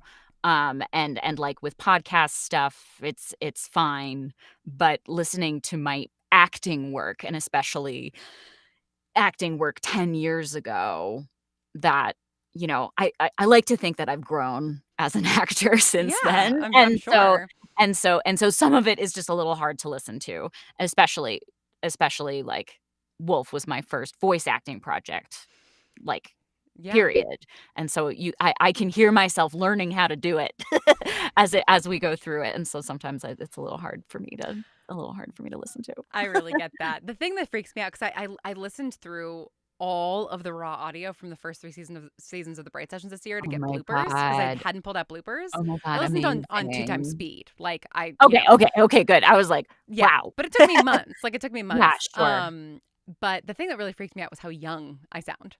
Like I sound like a different human because I was 24, and it's like, and you sound different. It's just so strange. You do. It was funny. I was talking with Gabrielle about this because he had me record like a little trailer for the London Podcast Festival as Minkowski this past year, and so I got to revisit Minkowski. And it was a little bizarre, and he when he talked to me about it, he was like, yeah, you sound the same, like your voice is the same, but like there's this layer of like world weariness that you have now. And I was like, yeah, that's fair. That's fair. I think there's something, even though technically our voices don't sound that different than they did 10 years ago, probably. A little bit, texturally, whatever. But it's more like a energetic and spiritual thing that you can hear. Totally. Yeah. I mean, Yeah. as everybody will find out in 15 minutes, also I'm revisited so a excited. character that I used to play for a long time. And it was really bizarre. It was really bizarre. Like it was Yeah. more bizarre than I expected it to be, actually. Yeah. And the thing that got me, I think, really emotional was hearing Julia step into her role and sort of being like, Yeah. oh my God, like, oh God, I just got goosebumps even thinking about it. Like just sort of hearing her like Totally. read those first few lines and being like, oh my God, holy shit, like this was my Yeah. life for Yeah. so long. Yeah. And of course she's amazing and just slipped right back into it. Oh, But she's the best. Julia's the best. yeah, but like it is funny to sort of like yeah, revisit those roles, and it's like and like the muscle's still there, but like Yeah. it fits differently in your body. Totally. And I'm sure you experience this with Sam as well, but like you Cecilia Lynn Jacobs and I have talked about this with Love, she played Loveless, as I'm sure everybody knows. But like, there's this kind of symbiotic relationship you build with these characters in these original works that is such a gift as an actor because you don't get that most of the time as an actor. Like, you either are doing theater and you get to do the role, but the same thing over and over again, and it was this beautiful gift to get to grow and change with this character. And so, there's so much of Minkowski that is me, but there's also like some of me that is Minkowski, like, that Totally. like that she kind of fed me and changed me. So, and yeah, what a gift. What a gift Yeah. as an actor. Well, and like Yeah. that's one of my this is like I think the constant tension between like I want to work with new actors to sort of expand my stable of actors Yes. and give like actors sort of like exposure to more audiences and things like that, right? Because it's like a lot of the actors I've worked with through the years, it's their first audio drama or whatever. 100%. Um, 100%. but then like with 2000 and late, it's like I was writing for myself a lot of it, right? Because a lot of it is Yeah. me. But You're like right. I was writing for actors that like and then like auditioning them based off of the script and kind of trying to like fit those puzzle pieces together. Yeah. But with Dee Dee, I got to be like, it's Emma. So it's like, so I got to like, and that's like, that is why it's so fun to like get to return to people that like, and even though I'd never written a role for you and we Yeah. never like, I've never directed you, I'd never acted against you. Yeah. I've known Mhm. you for long enough and I'm familiar enough with your Right. work and we're friends Yeah. that I was sort of like, Yeah. I know what's going to fit, in Emma's voice and I get to I write love toward her. that. And like, that's one of my favorite things to do. And also one of my favorite things about like getting to do multiple seasons of a thing, right? Mhm. Is like is the way that like the actors, I mean, yeah, everybody on the stream has heard me talk a million times about how like Damien and Mark were never supposed to have any kind of romantic tension and then we got Right. Charlie and Andrew together and it was like, hello. Well, there we are. And that happens over and over and over Yeah. again, Yeah. Owen Green, like Ian McEwen is just so Yes. charming that it's like you just want to hear more from that guy. Totally. So I'm excited to see like in a season 2 of 2008, like, how Dee Dee might become like more complicated or Yeah. really let Oh, her me evil loose too. or, Yeah. I have Oh, many man. thoughts. Oh, I'm excited. I want to hear them. I hope I get to hear them.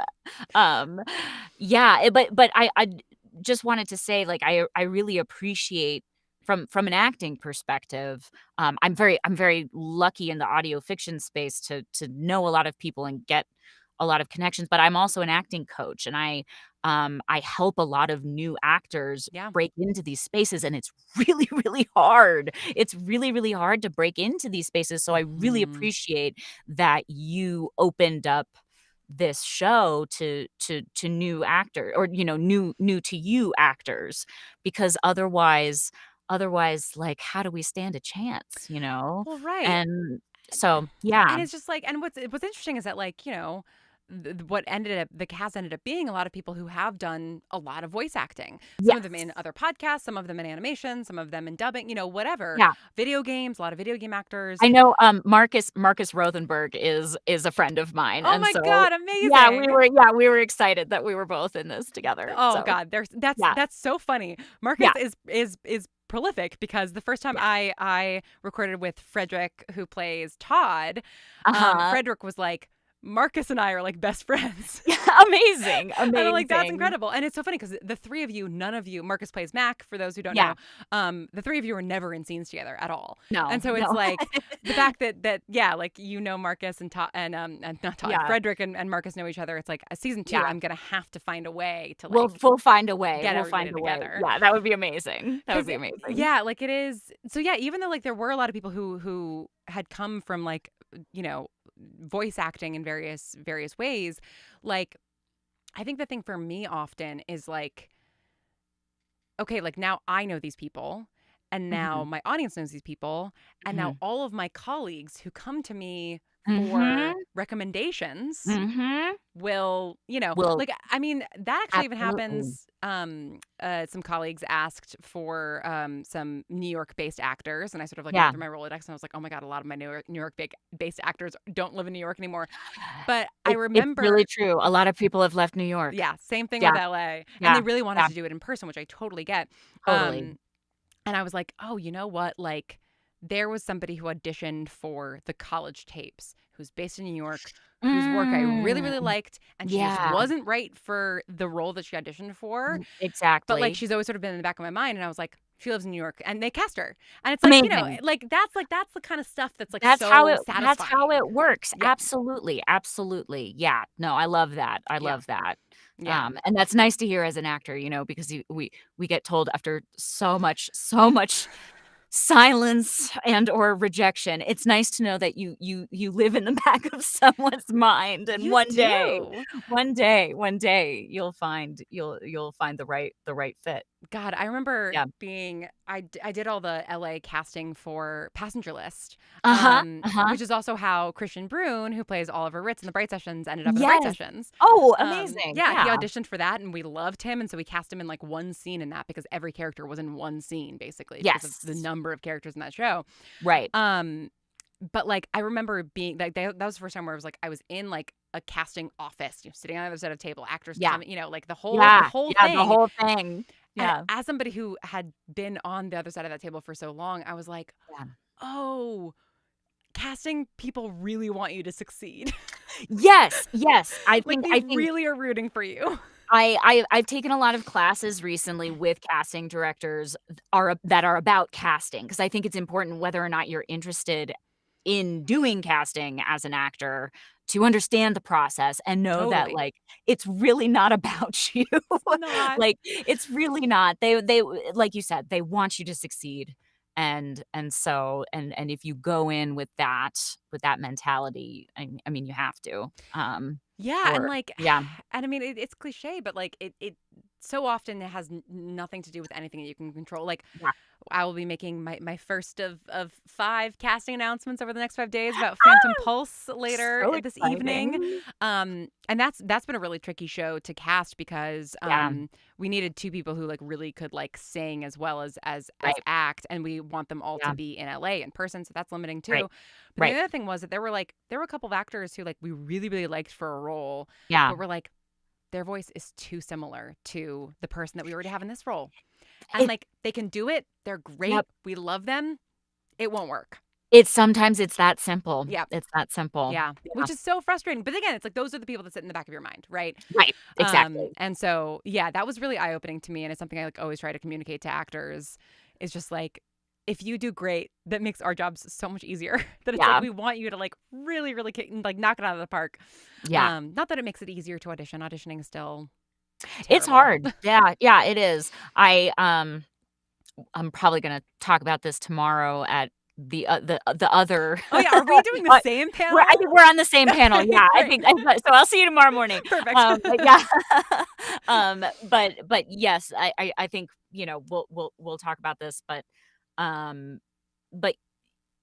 lost my train of thought. But yes, as an actor, God, I send so many auditions, and like, and in a way that's good. In a way that's good because you learn how you have to let it go, and there's definitely some that I'm like, I can't let that go. I care too much about that one. But one thing about being a voice actor is you have a larger volume of auditions, and also you're usually doing it by yourself, and so at least there's not that. I mean, I always love whenever I can be in the room virtually or in person with casting, but 99% of what I do, I just record in my in what you see here. Yeah. And that's it's kind of been nice to train myself into being like, okay, this is it. This is the work.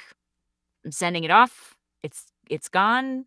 Maybe I'll hear about it. Maybe I won't. So Yeah. anyway, it's a tough gig. It's a That tough is gig, that is the but only philosophy to have, though. I think yeah. in whether you're a writer, an actor, a director, whatever, like the thing that I've sort of categorized it as now is like you just have to get used to constant heartbreak. Yeah. And it can take a million different forms. Yep. You just have to get used to getting your heart broken over and over and over again. Over And like and over. Yeah. like there are going to be the ones that just hurt and they just hurt forever, and Yeah. that's just life. Yeah. And that's what makes us artists, right? Yeah, It's exactly. the pain. The pain.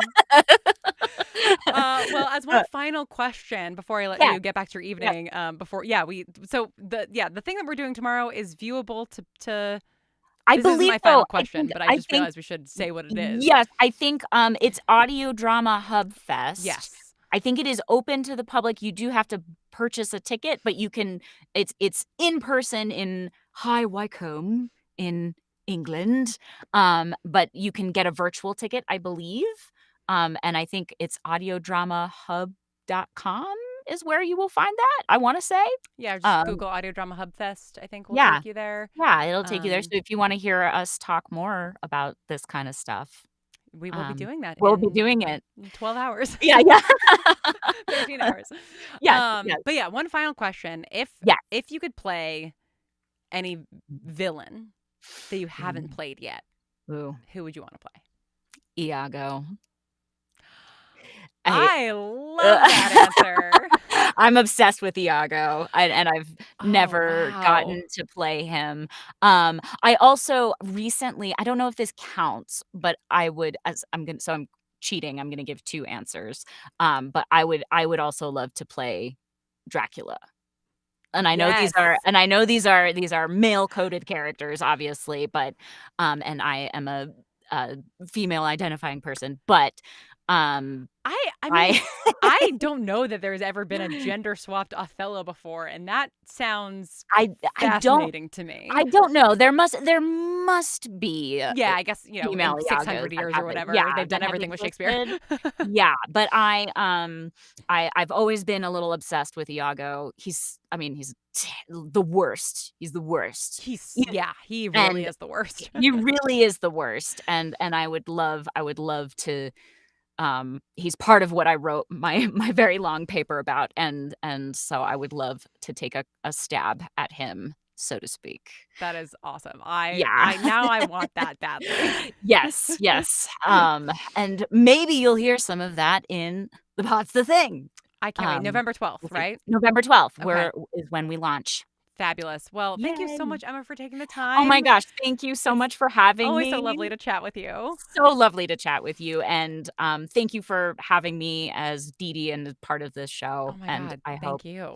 Yeah. Oh my God. Season 2. We're gonna do it. Season it's gonna 2. be awesome. I can't wait. Yeah.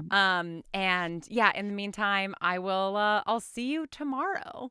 Yeah. See you tomorrow morning. Right. See ya. Have a great rest of the stream. I can't Thank wait you. to hear. I can't wait to hear the surprise. Very soon. Yay. All right. Bye. Bye. Okay. So yes, we are in surprise mode now. And I'm going to play this thing, and then unlike the 2008 finale, I am going to not be in the chat because I just want to let you guys react, but then I will be back once it's done. And I'm not going to give any preamble to it. I'm just going to let it play, and then we can talk about it afterwards. Okay, here we go. This new case is tricky. The young ones always are, 14, going into 9th grade, manifested an ability 2 months ago. Why am I pretending like I have to anonymize? Her name is Keefe, and she can manipulate somatic systems. Mostly, she's just occasionally tripping people on accident, but God knows what's possible. And, of course, the more stressed or emotionally dysregulated she becomes, the worse it gets. And there's nothing more stressful than being 14. Caleb gave me some good advice about it the other day. He might be past his teenage years now, but 26 is still far closer to 14 than I am. And he's always good with the finer points of emotionality, of course. Oh, that's some news. Caleb's roommates, Frankie and Caitlin, are engaged. The 4 of them have been crammed into that tiny place in Queens forever, but I have no idea if they'll change things up when they're married. Caleb and Adam haven't seemed to mind having roommates as a young married couple, and it's not like they can afford anything else in New York, though who knows how long they'll be there. Adam is still determined to make assistant editor before he's 30, but I think the city can be a bit much for Caleb sometimes. Anyway, I don't know Frankie and Caitlin very well, but I'm happy for them. And I know you didn't know them at all. Maybe you wouldn't care they're engaged. But I think you would, because they're important to Caleb, and because I've told you plenty about them. And you always did love a love story. Always such a romantic.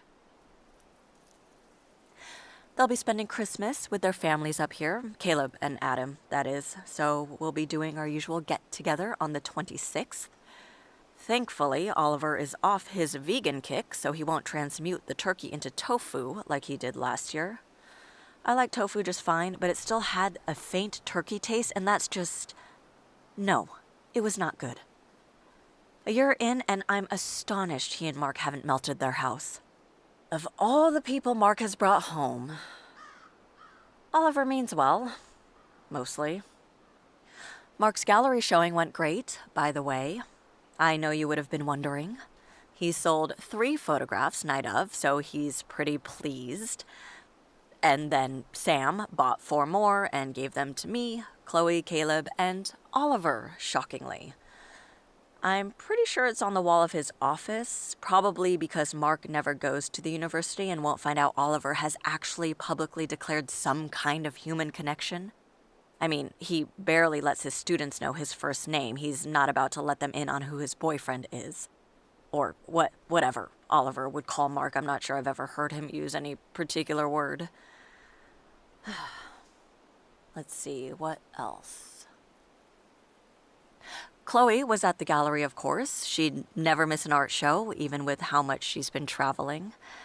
And she brought along an absolutely beautiful painting of Frank's, something Sam commissioned despite the fact that Frank has plenty of work already. I think she doesn't always know how to express her love in other ways. And she has all that money to burn, so... She and Max broke up about 3 weeks ago. Actually, a few days after I was last here, so a little more than 3 weeks, I guess.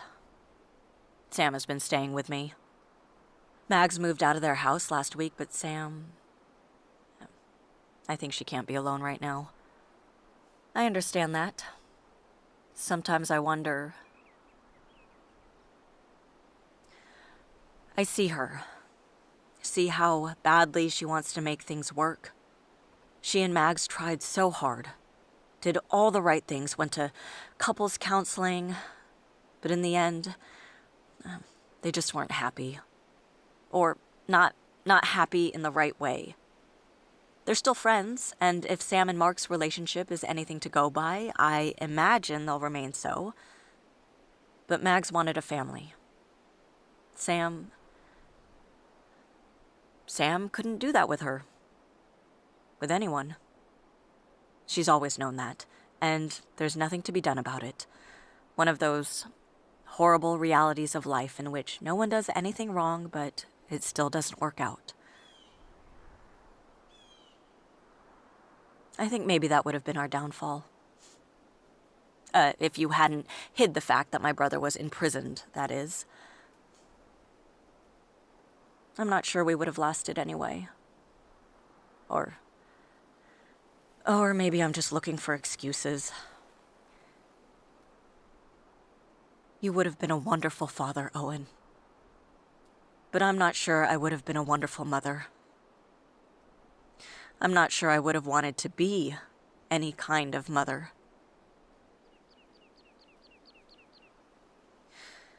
I certainly don't know what to do with this patient. It's been some time since I had someone so young in my office, and I'm so petrified of saying the wrong thing and setting her on a path that she can't turn back from. I know that I'm catastrophizing, but sometimes it's hard to forget all the things I've done that have had permanent consequences in people's lives. Some of that consequence has been positive. I think much of it has, in fact. But it's a lot to carry, knowing that the things I say can have that much of an impact. Sometimes I get paralyzed by it. And I don't know what to say to a 14-year-old girl that worries about putting her family and friends in grave physical danger. I think it's particularly scary because I know there is a right thing to say, or maybe several right things. But what if I choose wrong? You've always been good with kids. But I don't know, maybe you wouldn't know what to say either. I still wish I could talk to you about it. You would always talk about how that wasn't your job, that your job was spreadsheets and forms. But you'd be able to make this girl feel calm. I know you would. Anyway, she's gone through the main outpatient program at the AM, so she's in a good starting place at least. Jackson's brought on a new assistant director, and things seem to be going smoothly as ever. I'm still there a few times a month, but being back in private practice suits me, I think. I've been having a hard enough time being there some days, even before you. Well, that building just isn't my favorite place. Even if it's still filled with some of my favorite people. Oh, speaking of, well, not favorite people, but the AM. Ellie's wedding invitation arrived the other day. Can you believe that? She actually invited me. I don't know yet if I'm going to go. I've never met her fiancé, but based on everything I've read about her in the news, well, they're going to be quite the DC power couple. At least Ellie seems to have continued on the better path she started on after everything that happened with Helen. What happened to you changed her. Changed.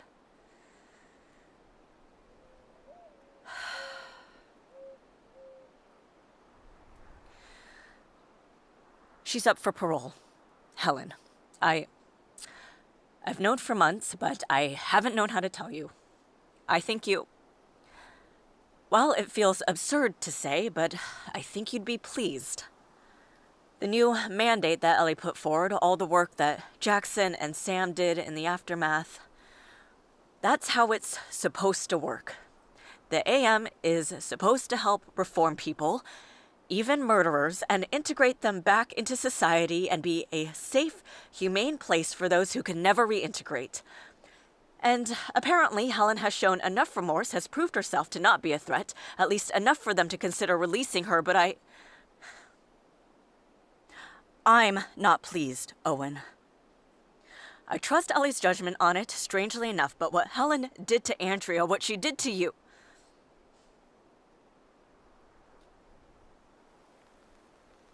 I've never been good at forgiveness. What you did, keeping Mark like that, hiding it from me while we were what we were. For so long, I felt that was unforgivable. But then you did everything you could. Eventually, you did everything you could to make things okay. And I still didn't forgive you. Not until that very last moment. And that wasn't enough. It doesn't feel like enough. And how am I supposed to forgive you now that you're gone?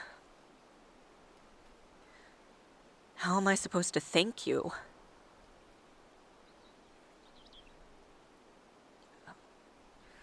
You're probably shaking your head wherever you are, if you're anywhere, and asking, what do you have to thank me for? But Owen, you were the proof I needed.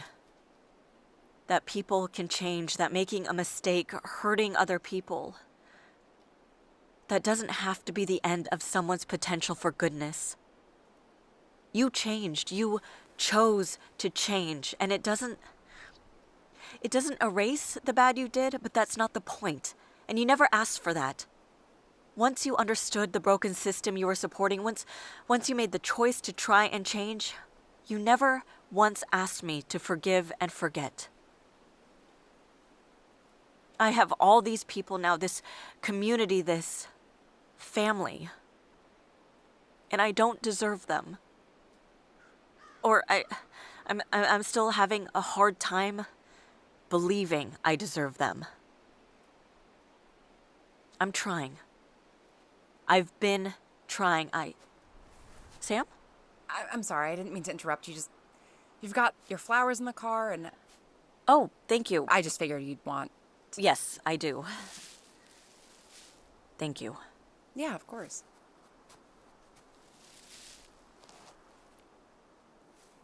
You saw your parents? Yeah. If you want to visit with... No, I don't want to get in your way. I can just wait by the car. You're not getting in my way. I was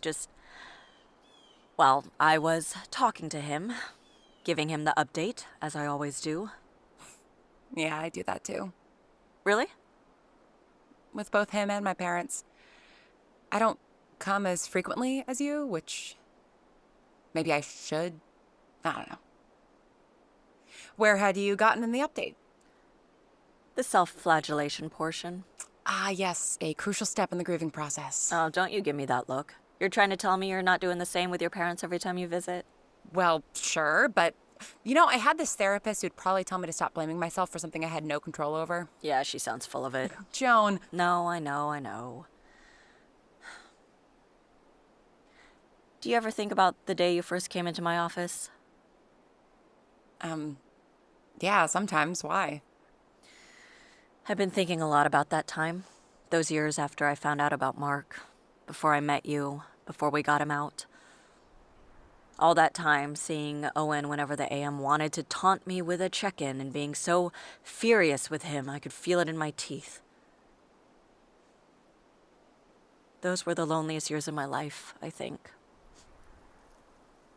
I'd been lonely before, but that was... I didn't know a person could feel that lonely and still be alive. Yeah, I know what you mean. I'm sorry, Sam. It's not your fault that I was lonely. No, I'm sorry for the way I treated you when you first came to me. Pushing you the way I did, manipulating you for my own selfish reasons. You were trying to save your brother. That's not selfish. You needed someone you could trust. And I broke that trust. Why on earth are you thinking about that now? It's ancient history. We've talked about it. Joan, I don't care. I would say that I forgive you for it, but that would imply I was ever really that angry about it. You weren't? There was too much going on in my head at the time to really be angry with you. And then you told me why you did what you did, and... I don't know, Joan, I've done a lot of things I'm not proud of.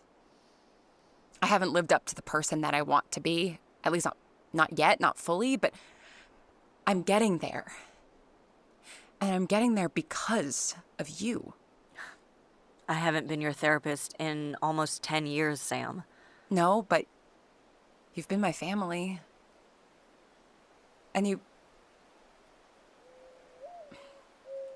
Well, I don't know that I ever really told you what you did for me back then. What do you mean? It was a last-ditch effort coming to you. Things had gotten bad.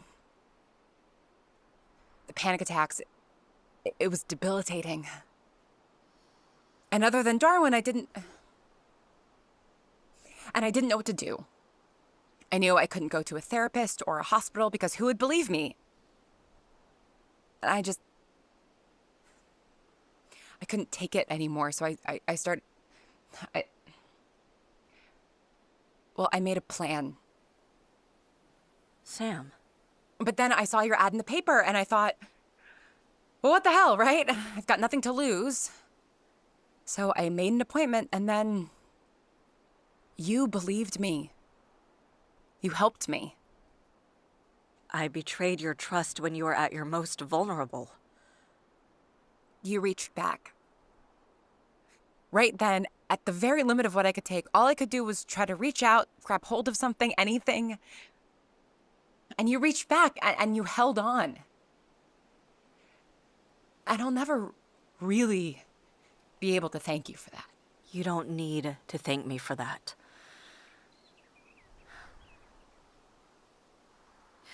Why didn't you... I mean, you could have told me that that's where you were at back then. I know, but I didn't know how to talk about it. Mark knew a little, but honestly, I still don't know how to talk about it. Mags could probably write a dissertation on the things I don't know how to talk about. But you're not still... No. I've felt a lot of things these last 10 years, and a lot of it bad. But I haven't felt that again. I'm still holding on, you know. I know. I am too. Maybe a little too tightly. I probably should move out of your guest room. No rush. How are you doing with all of that? I think I should know by now that family is never gonna look the way I expect. I still love Mags. I'll always love Mags, just like I'll always love Mark, but I don't know. I don't know that I need that particular kind of relationship in my life. I'm not sure I want it. Or at least, it's not as important as the relationships I have with Mark and Mags now, or the relationship I'm hoping to have with Mags. Like, with Mark, I love that no matter what, I'm still one of his people. And he's mine. We're still partners in some kind of way. And I hope I can have that with Mags. Does that make sense? It very much does. Do you think... Do I think what? No, never mind. Come on, Sam. We don't do that. It's not a lighthearted question. This isn't a particularly lighthearted conversation. Fair enough. Do you think you and Owen would have... I mean, if he hadn't... Ah, that question. Yeah. I'm honestly surprised it took you this long to ask it. I didn't want to, you know. I know. But you wouldn't have been bringing up anything I wasn't already thinking about. And where have your thoughts taken you? They have yet to settle on a particular answer. Hear that, Green? You weren't totally out of the game. Ugh. You know, one of the last... Well, I guess the last conversation he and I had, just the two of us, he was happy for you. Seeing you and Jackson connecting, he wanted you to be happy. Jackson and I tried, Sam. I care for him deeply, but... No, that's not what I'm trying to say. I don't know, he loved you. Sam, I know. I'm not saying this right. Yes, in all the tangled, complicated, romantic ways that you're thinking of, he loved you, but also... he loved you in a really simple, uncomplicated kind of way, too. The kind of love that makes you want to see the person happy, even if you have nothing to do with it. Unselfish, I guess. I'm still trying to figure that bit out for myself. You're not selfish for not wanting a family, Sam. I know. But I'm still... I don't know, Joan. Yeah, remembering that day I first came into your office, it's easy for me to think, wow, Sam, you did it. You got better. You got so much better. And I do think that a lot. But then I look at other parts of my life, or I realize I still do a certain thing or am a certain way, and I think, God, I haven't changed at all. I'm not fixed. I'm barely better. I just keep failing. Never mind. I don't know how I got on this. This place always puts me in a weird headspace. You know, I guess I said something to Rose once. I don't really remember saying it, to be honest. I've said 1,000 different things to 1,000 different patients through the years, and I meant them all, and in those moments, they were the most important things I'd ever said, but, well, things start to blur eventually. I think that's normal. Maybe. But I guess just because you say something that's part of a normal day for you, it doesn't mean it's not important and rare for someone else. Rose. Right. She sent me a postcard 2 months ago from Santa Fe. Oh, right. She just opened up a restaurant there, didn't she? For the third time. I guess the restaurant business is fickle. But she wanted to tell me about this new venture, and she wrote that she often thinks of what I said to her back when she first came in. Back when she was struggling with her ability. What did you say? As long as we keep trying, we don't fail.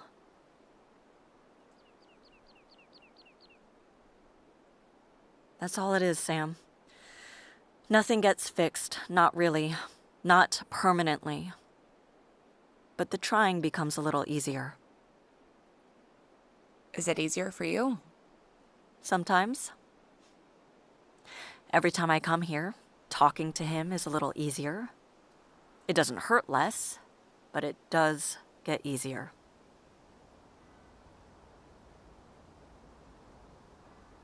I should let you get back to it. Oh, you don't have to. I'm gonna swing by my folks again. I forgot to tell them about Adam's new book. Ah. Yeah, I think they'd get a kick out of it. Who knew that being able to time travel would lead to consulting on a book your friend is editing? A sensitivity reader for a thing that the author doesn't even think is real. Strange world we live in. Yeah. But I wouldn't change it. I'll see you later, Owen. Yeah, I'll see you later.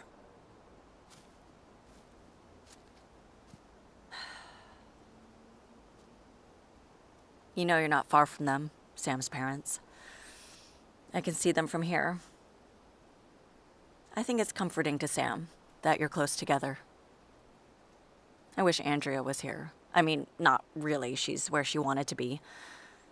But California is so far, and sometimes... Maybe we'll take a trip one of these days. Escape Boston when the short days get too hard to bear.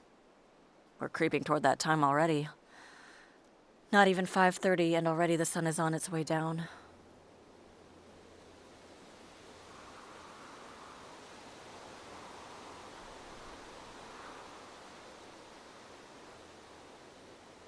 "8 years, Owen. 8 years and 19 days. There are some days when I feel like it happened a week ago, and some days when I have a hard time remembering what life was like before it. You changed my life. Not always for the better, but that's true for so many people in our lives. But I'm so glad I got to know you. Even if it was only for a little while in the grand scheme of things.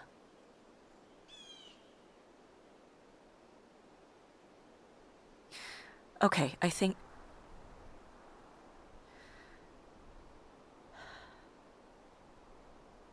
that's all I have to say for now.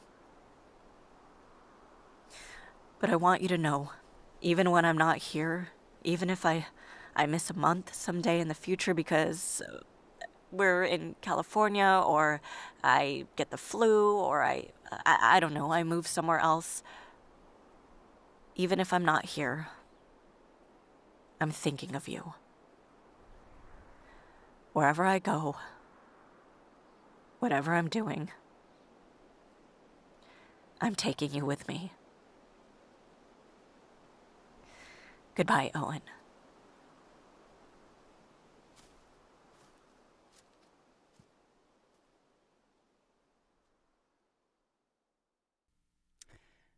And that's the epilogue. I don't think I've ever had so much fun watching a chat happen. That was delightful. I'm sorry, I think. Much to say, much to say about all of what's gone on in the chat. It genuinely was bringing me a lot of joy. But first, I just want to call out Marcus for doing the incredible art. He messaged me yesterday asking if I wanted something for it, and I don't know how he did that in such a short amount of time. Okay, good. The chat is caught up now to the live stream, and you all are yelling at me. That's great. So thank you so much, Marcus. It's just so stunningly beautiful. Yeah, it's gorgeous. I also want to, of course, shout out Julia just for being Julia. And being amazing. And also, of course, Misha Stanton for doing the sound design. Misha did something. I highly recommend listening to this again because it's something I didn't notice on the first listen through, but then they pointed it out to me, which is that when they sent the first draft, I wrote back being like, I love all the bird sounds and stuff. And apparently there are a bunch of different bird sounds throughout the episode. And Misha placed them so that at times it's sort of where Owen would be responding. So you can go yell at them about that because that did make me tear up at my email. Yeah, I just, so this is going to be going up into the Bright Sessions feed at midnight tonight Pacific time. So in 3.5 hours. Where it will live on the feed. And like I said, there's a preamble and then there's credits, which I didn't do here because I figured I would just do it. So those are the credits. And the preamble, somebody in the chat, I'm sorry, it was so long ago, I don't remember who, pointed out that if you have the Bright Sessions Compendium, which is this delightful little volume, there's only 100 of them that went to print. So if you want one, I think there's maybe 40 left. The intro, the epilogue was kind of the intro to this. Because there's a little bit of an author's note at the beginning. Let's see. Yeah, just a little author's note. And that person, whoever said that, incredibly astute, because that's basically why this epilogue exists. I was putting together this compendium and sort of thinking about what I wanted to do for 10th anniversary, and I was having a really, really hard time writing that author's note at the beginning of it, because it was really hard for me to sort of sum up. I talk a bit about how in 2015 I got really sick, which is true. I got scarlet fever and a whole bunch of other stuff. And it was pretty bad. And being on bed rest was one of the things that really led me to actually picking up the script that I had written a year prior and turning it into a first season and then making the show. But things were tough prior to that. Bright Sessions is actually what got me into therapy for my panic attacks and other things. And yeah, there were things that I wanted to say in that author's note that I couldn't really say as myself. And so that is why this exists. That is its intent. I know I do add to canon and confirm certain things and say certain things. Do with that what you will. If you hated all of it and you want to throw it all out the window, go for it. But Izzy, to procrastinate writing this author's note, I wrote a 25-minute episode and said, yeah, it's 8 pages. It wasn't supposed to be 25 minutes. I sort of forgot that when you write a monologue, even if it's 8 pages, it ends up being much longer than that.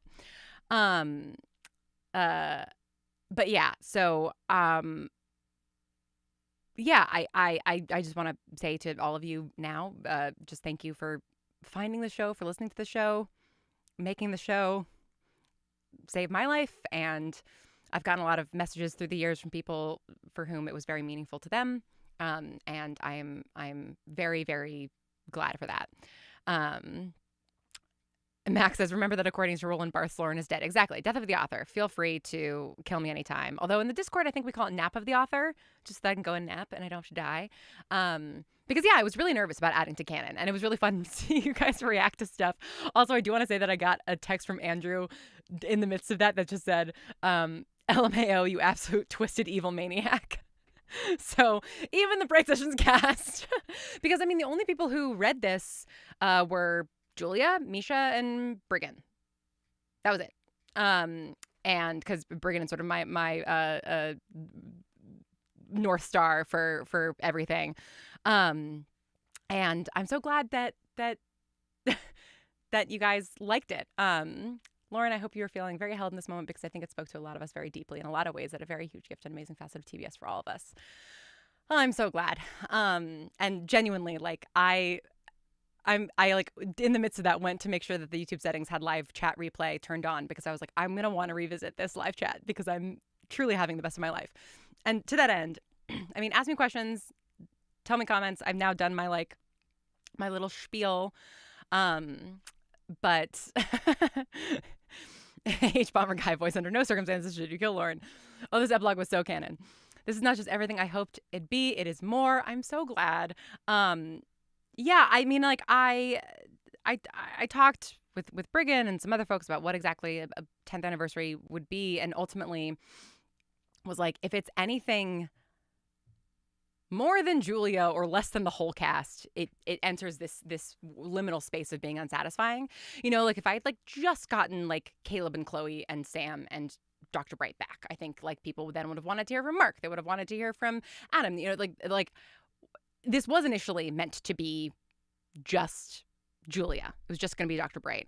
And then like, you know, I was sort of putting some of Sam's feelings into Dr. Bright's mouth, sort of relaying like, you know, things that Sam had shared with her recently. And I was like, nah, I want to say this stuff myself. And so that's how Sam ended up there. But like, as you guys were pointing out in the beginning, like the parallel of like, it begins with them. The last episode of the fourth season ends with them together in Joan's office, like that parallel.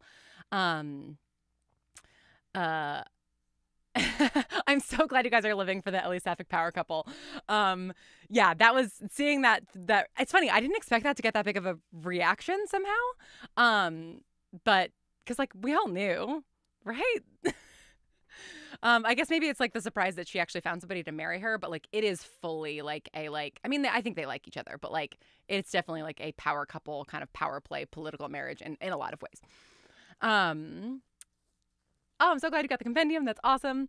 Speaking to Owen made me feel sick. You were really twisted for that as a structure. Yeah. Well, and I do want to say that the Atypicals the Plus Pals on a stream like months ago. Yeah, you guys knew because I had to tell you because you were pitching me it in chat. And I was like, oh, the we knew may have been about Ellie. But like genuinely back in like July, I want to say we were doing a Plus Pal stream. And someone was sort of putting forward like, well, you know, if you were going to do an epilogue, because I sort of like said that like, I think I'm writing a little thing. It could be, you know, talking to Owen's grave. And I was like, wait a second. Don't say anything more because that literally is the concept. I think I started writing this in like December, January.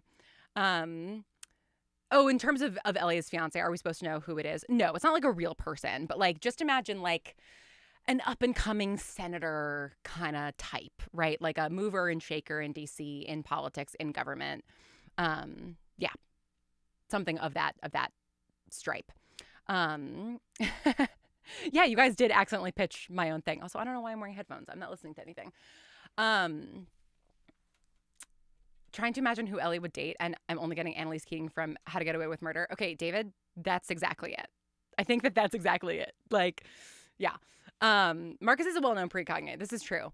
And yes, you did badger. Tell you things. I did tell you things. Yeah, you heard the vague idea in the Pals trivia game in February. That makes sense.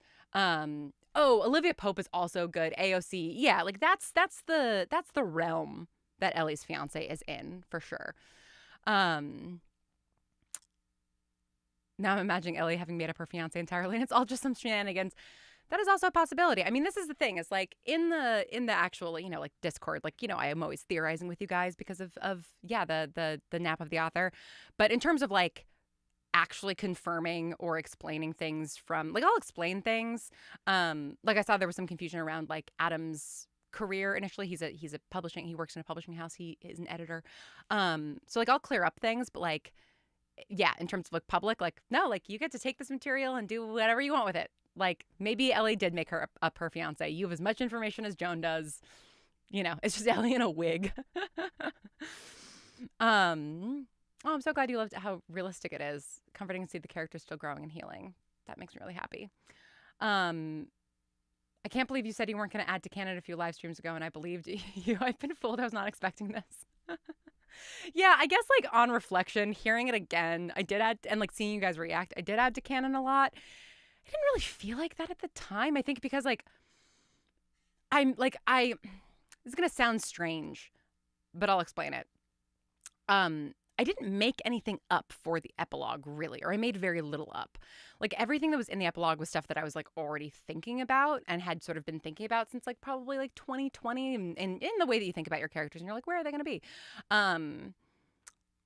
I also saw somebody being like, I can't believe that Caleb and Adam are married and have their shit together and they're my age, but, like, they got married young. Like, to be clear, like, I do not think that it's necessarily typical for, and like even Caitlin and Frankie are getting married like kind of young. Like 26 is young these days to get married oftentimes. Do I think Joan goes to the wedding? Yeah, I think she does. And I think that she has I think Ellie gave her a +1 because like that's the appropriate thing to do with an ex if you invite them to your wedding. And like even though Joan's not technically her ex, she is. And I do think that Joan brings Jackson as her +1. And the two of them just have like a lot of fun, especially because like Jackson is director now of the Boston AM. He I think like interfaces with like the DC headquarters a lot. And so I think that he'll have like good gossip about like some of the guests that'll be there. So that's my headcanon for what happens there. Oh yes, and the Boston Size City thing. Somebody asked me to explain that after the epilogue. So many moons ago, I want to say like 2016 probably. Somebody asked me where Bright Citizens took place, and like I hadn't really decided at that point, but like I sort of had always been picturing Boston, but like I wasn't sure if at any point I would want to confirm what the city was for like plot reasons. And so I didn't want to just say it was Boston because I was like, I don't know what I want to do. And this was at a time when I didn't realize that like when I say things online, like the people who like my thing might actually take that seriously. And so I was like, it's like a medium-sized city. It's like a Boston-sized city. And then like years later, I confirmed that it was Boston. And so now it's become a joke, which is fair. I that and the football thing, the fact that they do not play football in the fall, in the spring. They don't play football in the spring. They only play it in the fall. Those are things that I'm rightfully made fun of for. Oh, interesting. I always pictured it being generic Midwest. I mean, it could also, like, that was the point of me sort of saying it's like a Boston-sized city. I could have said it's an Omaha-sized city. It's a Boulder-sized city. Because, like, it's supposed to be kind of like anywhere America, you know? Okay, but can we talk about Ellie getting married before Mark and Oliver? I don't know that Mark and Oliver are ever going to get married. Like, I kind of see them just sort of doing their thing. Like, I think that they might eventually for like tax reasons, but like Oliver's not going to give his information to the government for any reason unless he has to. So like I just don't see him like filing paperwork. So, but you know, that's just my opinion. I would buy Boston Size City merch. I know. I know. People have asked about the Boston Size City merch, but like, listen, we don't do print to order. We can't be just like willy-nilly making merch. Football is supposed to be in the fall. Okay, thank you. What they have going on is maybe a weirder third thing. Yeah, exactly. I feel like Oliver would implode at a wedding. Yeah, I don't think he'd be a good wedding guest necessarily. Yeah, roomies forever, exactly. He is a professor. That's true. I mean, like that is like an institution that he's a part of. Oliver is not necessarily anti-authority. Like, I mean, he is, but he isn't. Like, he is anti-surveillance. And so, like, I think that in academia, he's sort of like, well, it's academia. Like, I can just be a professor and nobody has to know anything about me ever except for my last name.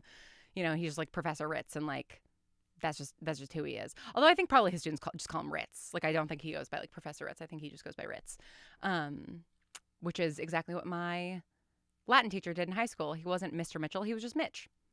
And he was our favorite teacher. He was a very strange man. 1,000 shirts with Boston size. Don't worry, I have a deeply chaotic red bubble. Yes, perfect. Yes, make your own Boston size city merch. I bestow upon you permission for that. If you end up making tons and tons of money, donate to the Phantom Pulse Kickstarter. Okay, I know I only have 20 minutes left, and I'm overcome with emotion. Lauren, did you break into my house?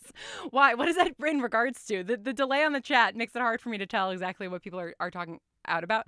I've missed out on a lot of lore, canon, and stories just by being a newer fan and not having Tumblr. That's fair. Tumblr is like the place that I spend my time. But also, if you want to become an Atypical, I'm mostly in the Discord, actually. That's where a lot of the stuff happens. Also, the Patreon, you can become a free member for, and they have like chats. Like, I'm kind of still figuring out Patreon. But like that can also be a place to like stay up to date because there's some free content on the Patreon, and you can become a free member. And then like if you like what you see, you can upgrade and whatever. Make it an all-night stream Halloween sleepover. I would do that, except I do have this other thing tomorrow morning. What university is Oliver teaching in? Great question. I think, in my mind, and this is maybe not going to resonate with everybody in the chat, he's been teaching at Bridgewater University or Bridgewater College. He's been like Jeremy Bradshaw is like a colleague of his. Like, that is my headcanon. It's like, well, by which I mean, like, I think my headcanon is that he's not teaching at like Harvard or BU or BC. He's teaching at like a much smaller college because I think that like that's what his vibe would be. Every day you tempt me so heavily with getting in the Discord. This is too fun to pass up on more.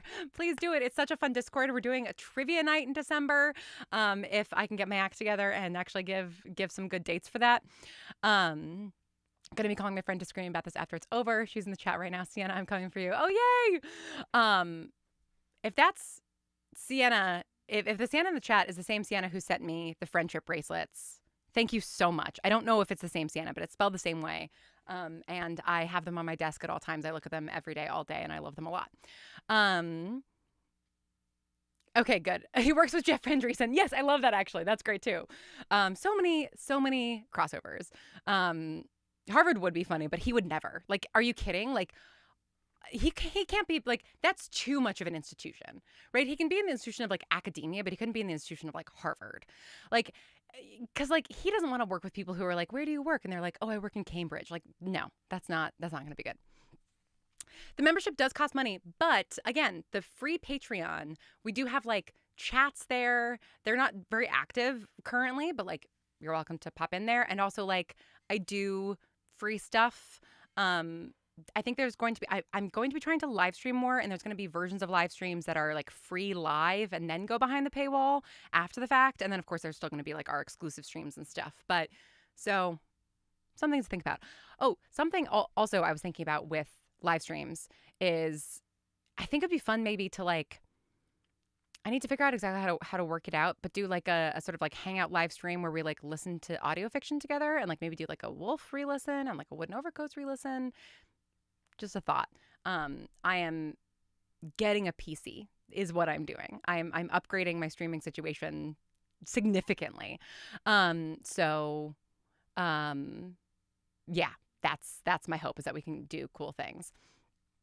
Oh my gosh, the thing has moved so quickly.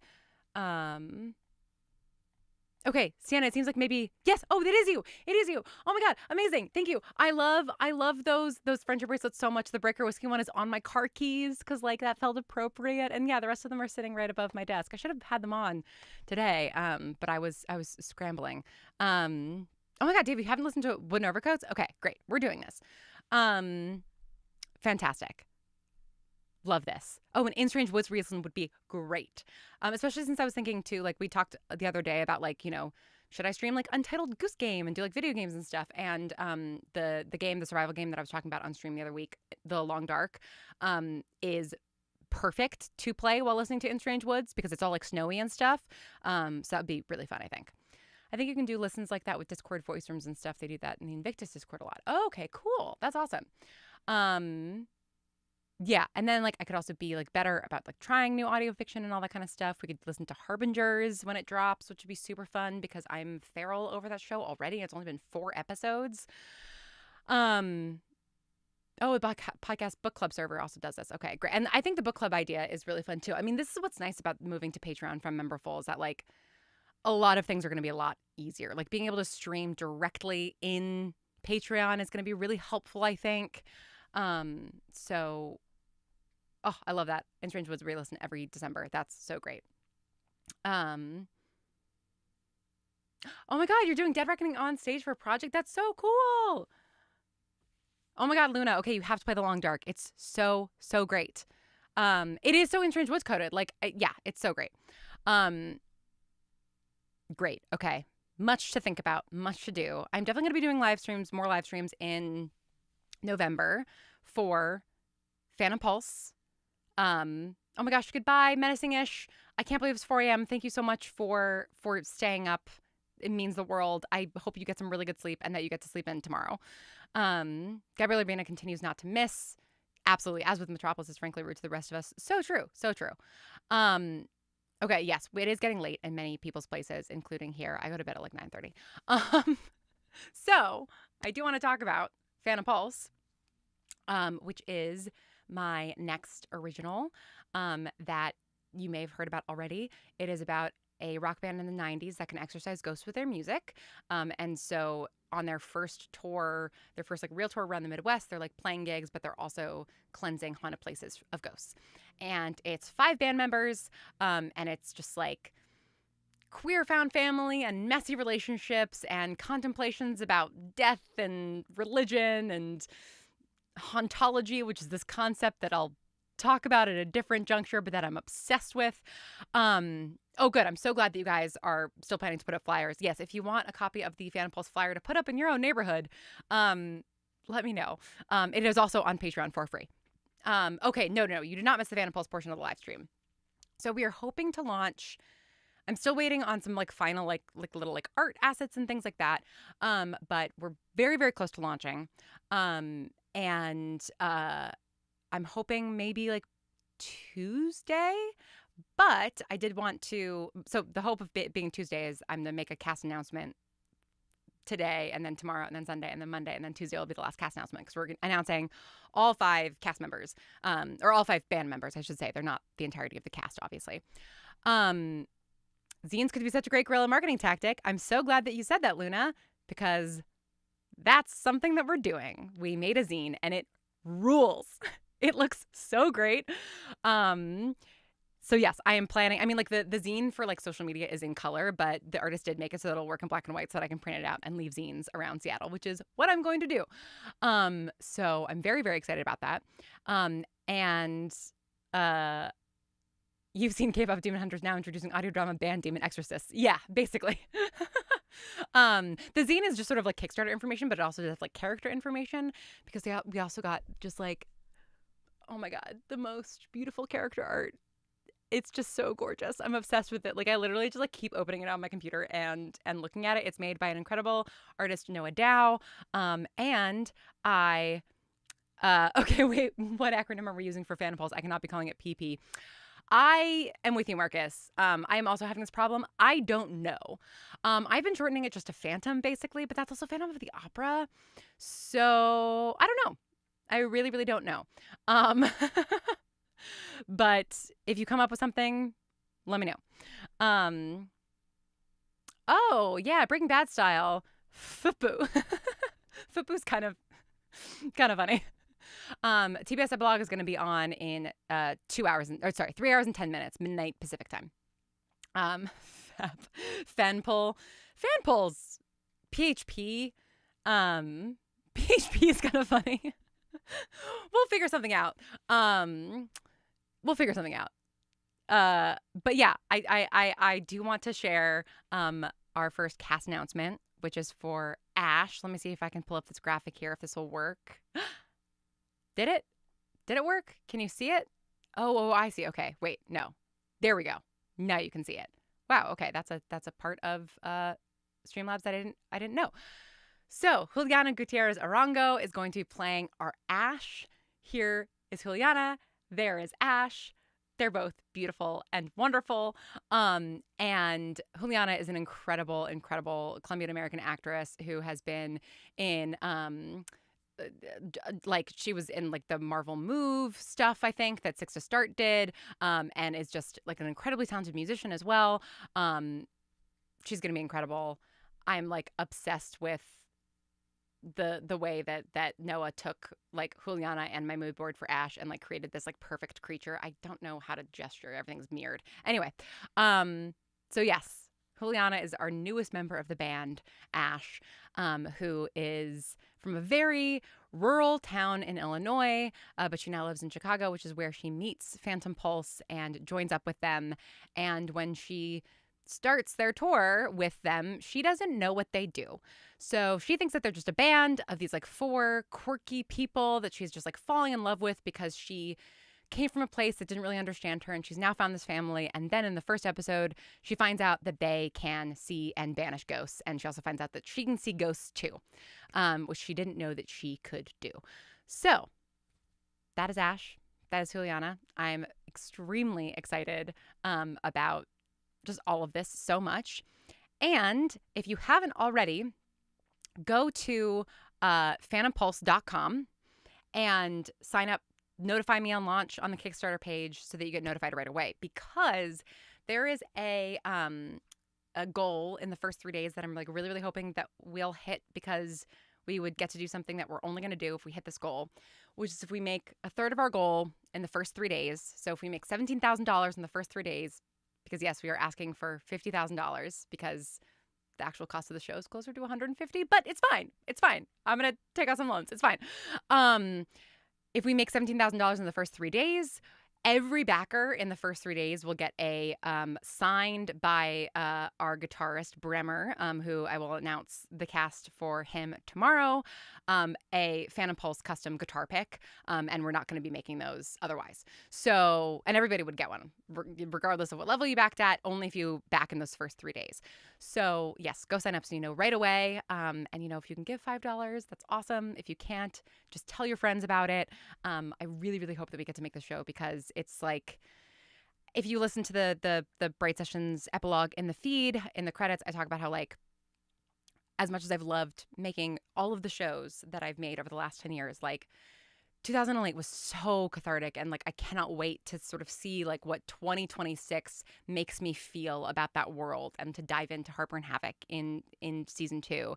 And like Maxine Miles was such a joy, and New Year's Day is such a delight. Breaker Whiskey was like the most intimate thing I'd ever written and was so fulfilling.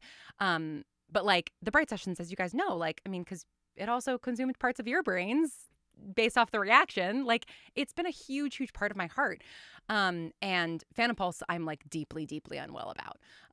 Like in a way that I haven't been about anything. Like in a way, I don't think I even was about the Bright Sessions when I first started it, because I was just sort of like, la-di-da, I don't really know what I'm doing. Whereas like now it's sort of like know how to build a story, and it's like, so yes, I blink twice if you want me to rob a bank. That would be great.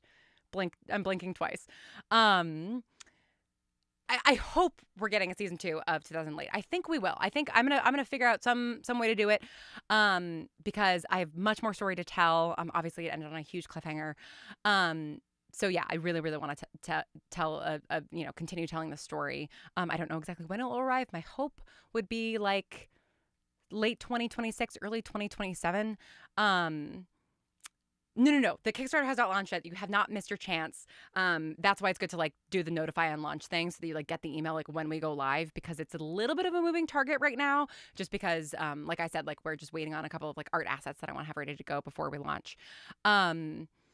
And I'm so glad that you guys are on this excitement train with me, because yeah, I'm so unwell about these people, about these 5 weirdos. Wouldn't it be crazy if we had a beloved character who likes to photograph weird small band shows? Wild. I mean, listen, unfortunately, Phantom Pulse takes place in 1998 when Mark Bryant is 10. Otherwise, that would be delightful. But yeah, it unfortunately, he was not photographing band shows at that age, sadly. I'm I'm a Desperate Hollow stan, and that book doesn't even exist in a way I can access. I will not be normal at Phantom Pulse. I'm really hoping to have some Desperate Hollow news for you guys soon. Stay tuned on that. But yes, I'm very excited about this, and I'm very excited to launch. And I'm very excited to tell you who else is in the cast. So like I said, tomorrow is I'm going to be announcing who Bremer is, which I think many of you already know. And then we'll go from there. 10-year-old Mark would have so much fun at a Phantom Pulse show. That is absolutely true. Also, geographically, I don't know that would work because they're in Illinois. Anyway, well, isn't it crazy that there's a time traveler who go see them? I'll make this work. I'm crazy enough. Listen, you guys know how I feel about crossover fic. Like, go forth and prosper. Like, and Mark can share Sam's power. So there's nothing to say that, like, they can't go back and, like, catch a show. I actually think that they would have a lot of fun at that. That's a really cute idea. 10-year-old Mark sneaking into Phantom Pulse concert with a toy camera. So true. Also, Joan would totally take, like, 15-year-old Joan would totally take her 10-year-old brother to a rock show. Like, that is 1000% something she would have done. So, canon. Oh, yes, Arthur, I want to try writing something as an audio drama. You said you made a guide for that, right? I did. I made several guides. A smaller guide about how to write one, but then a much bigger guide about how to make one. If you just go to atypicalartist.co/resources, you can check that out. If you go to atypicalartist.co and then check out our merch page, you can get the Bright Sessions Compendium and also some really awesome 2000 and late stickers that honestly might be up in the store already because I think they were going to go up tonight. But I just have been streaming for 4 hours. So I don't know if they're there yet. And that's also a good place to keep an eye for the Bright Sessions vinyl that we are making. It's going to be a double vinyl as voted on by the Discord and the Patreon of one record of the episode and one record of the songs and then the demos on the other side.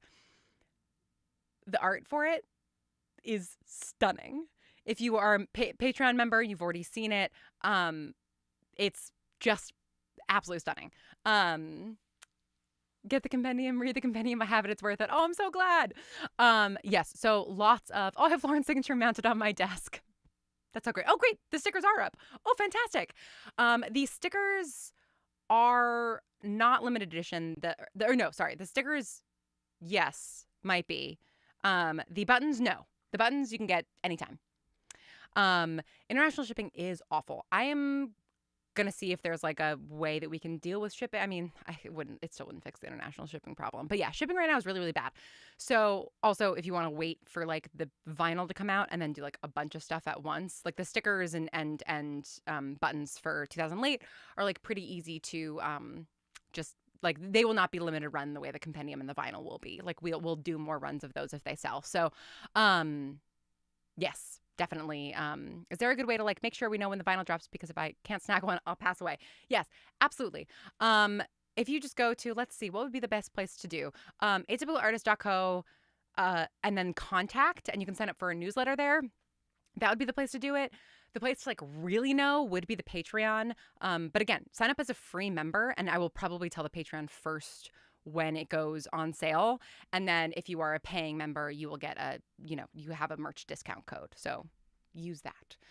So yes, the Patreon, patreon.com/atypicalartist should take you there. That is also in the link of this YouTube video, I think.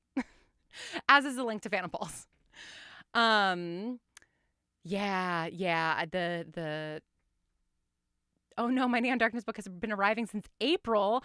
Oh no. Wait, okay, if you ordered that from our merch store, email me, info@atypicalartist.co, because that we might be able to find something out. If you ordered it from like a bookseller, then yeah, I actually don't know if we have Neon Darkness in our store. But yeah, go sign up for the free Patreon. That'll be the best way to stay tuned about merch updates and stuff, because also like they just introduced a newsletter function. So I'm going to be moving a lot of stuff over to the Patreon in general. And then obviously, yeah, if you are a paid member on the Patreon, if you're an Atypical, like you will find out all the stuff in the Discord the moment that I know about it, because that tends to be the way that these things work. Thank you guys so much for everything. This has been deeply, deeply surreal. I'm probably going to go and sit on the couch and stare at the wall and cry a little bit. So I hope that you guys do the same, or that you go to bed, because I think it's really late where a lot of you are. Me when Lauren says click this link, I go, okay, yes, right away. Dangerous for phishing schemes, but you'd never do that to me. I would never fish you. If you want to see a website that maybe looks like it's a phishing scheme, you can go to phantompulseband.com, and that will take you to the NeoCities website that I coded for Phantom Pulse. Because we love committing to a bit. And yes, the phone number on it is real. And yes, it brings you to Ren's pager if you can guess the period accurate, location accurate area code, which I know is period accurate now because my mom, who grew up in Chicago, tried the number initially and she was like, it didn't work. And I was like, well, it's this area code. And she's like, that area code didn't exist in the 90s. So anyway, thank you guys so much. I'm so glad that you had so much fun. This was so much fun. Oh no, I'm so sorry that your Neon Darkness disappeared. Oh yeah, and Amazon, who knows? Yeah, thank you all so much. And yeah, if I stay any longer, I'm gonna get emotional again. So I will just say thank you for listening to 2000 Late. Thank you for listening to the Bright Sessions. Thank you for being excited about Phantom Pulse and Desperate Hollow and all the things I'm working on. This community really means a lot to me. And yeah, I'm just really, really grateful for the last decade, which is 10 years I never could have predicted ever in my life would have taken place. So thank you very, very much. And yeah, and stay strange. I love you all a lot. And this was really fun. And I will see you on Tumblr and Discord and a lot on social media in the next month for this Phantom Pulse Kickstarter. So thank you all. Have a good night. Sleep well. I'm so sorry that I put you all through so much pain and suffering. I will do it again. That is a promise.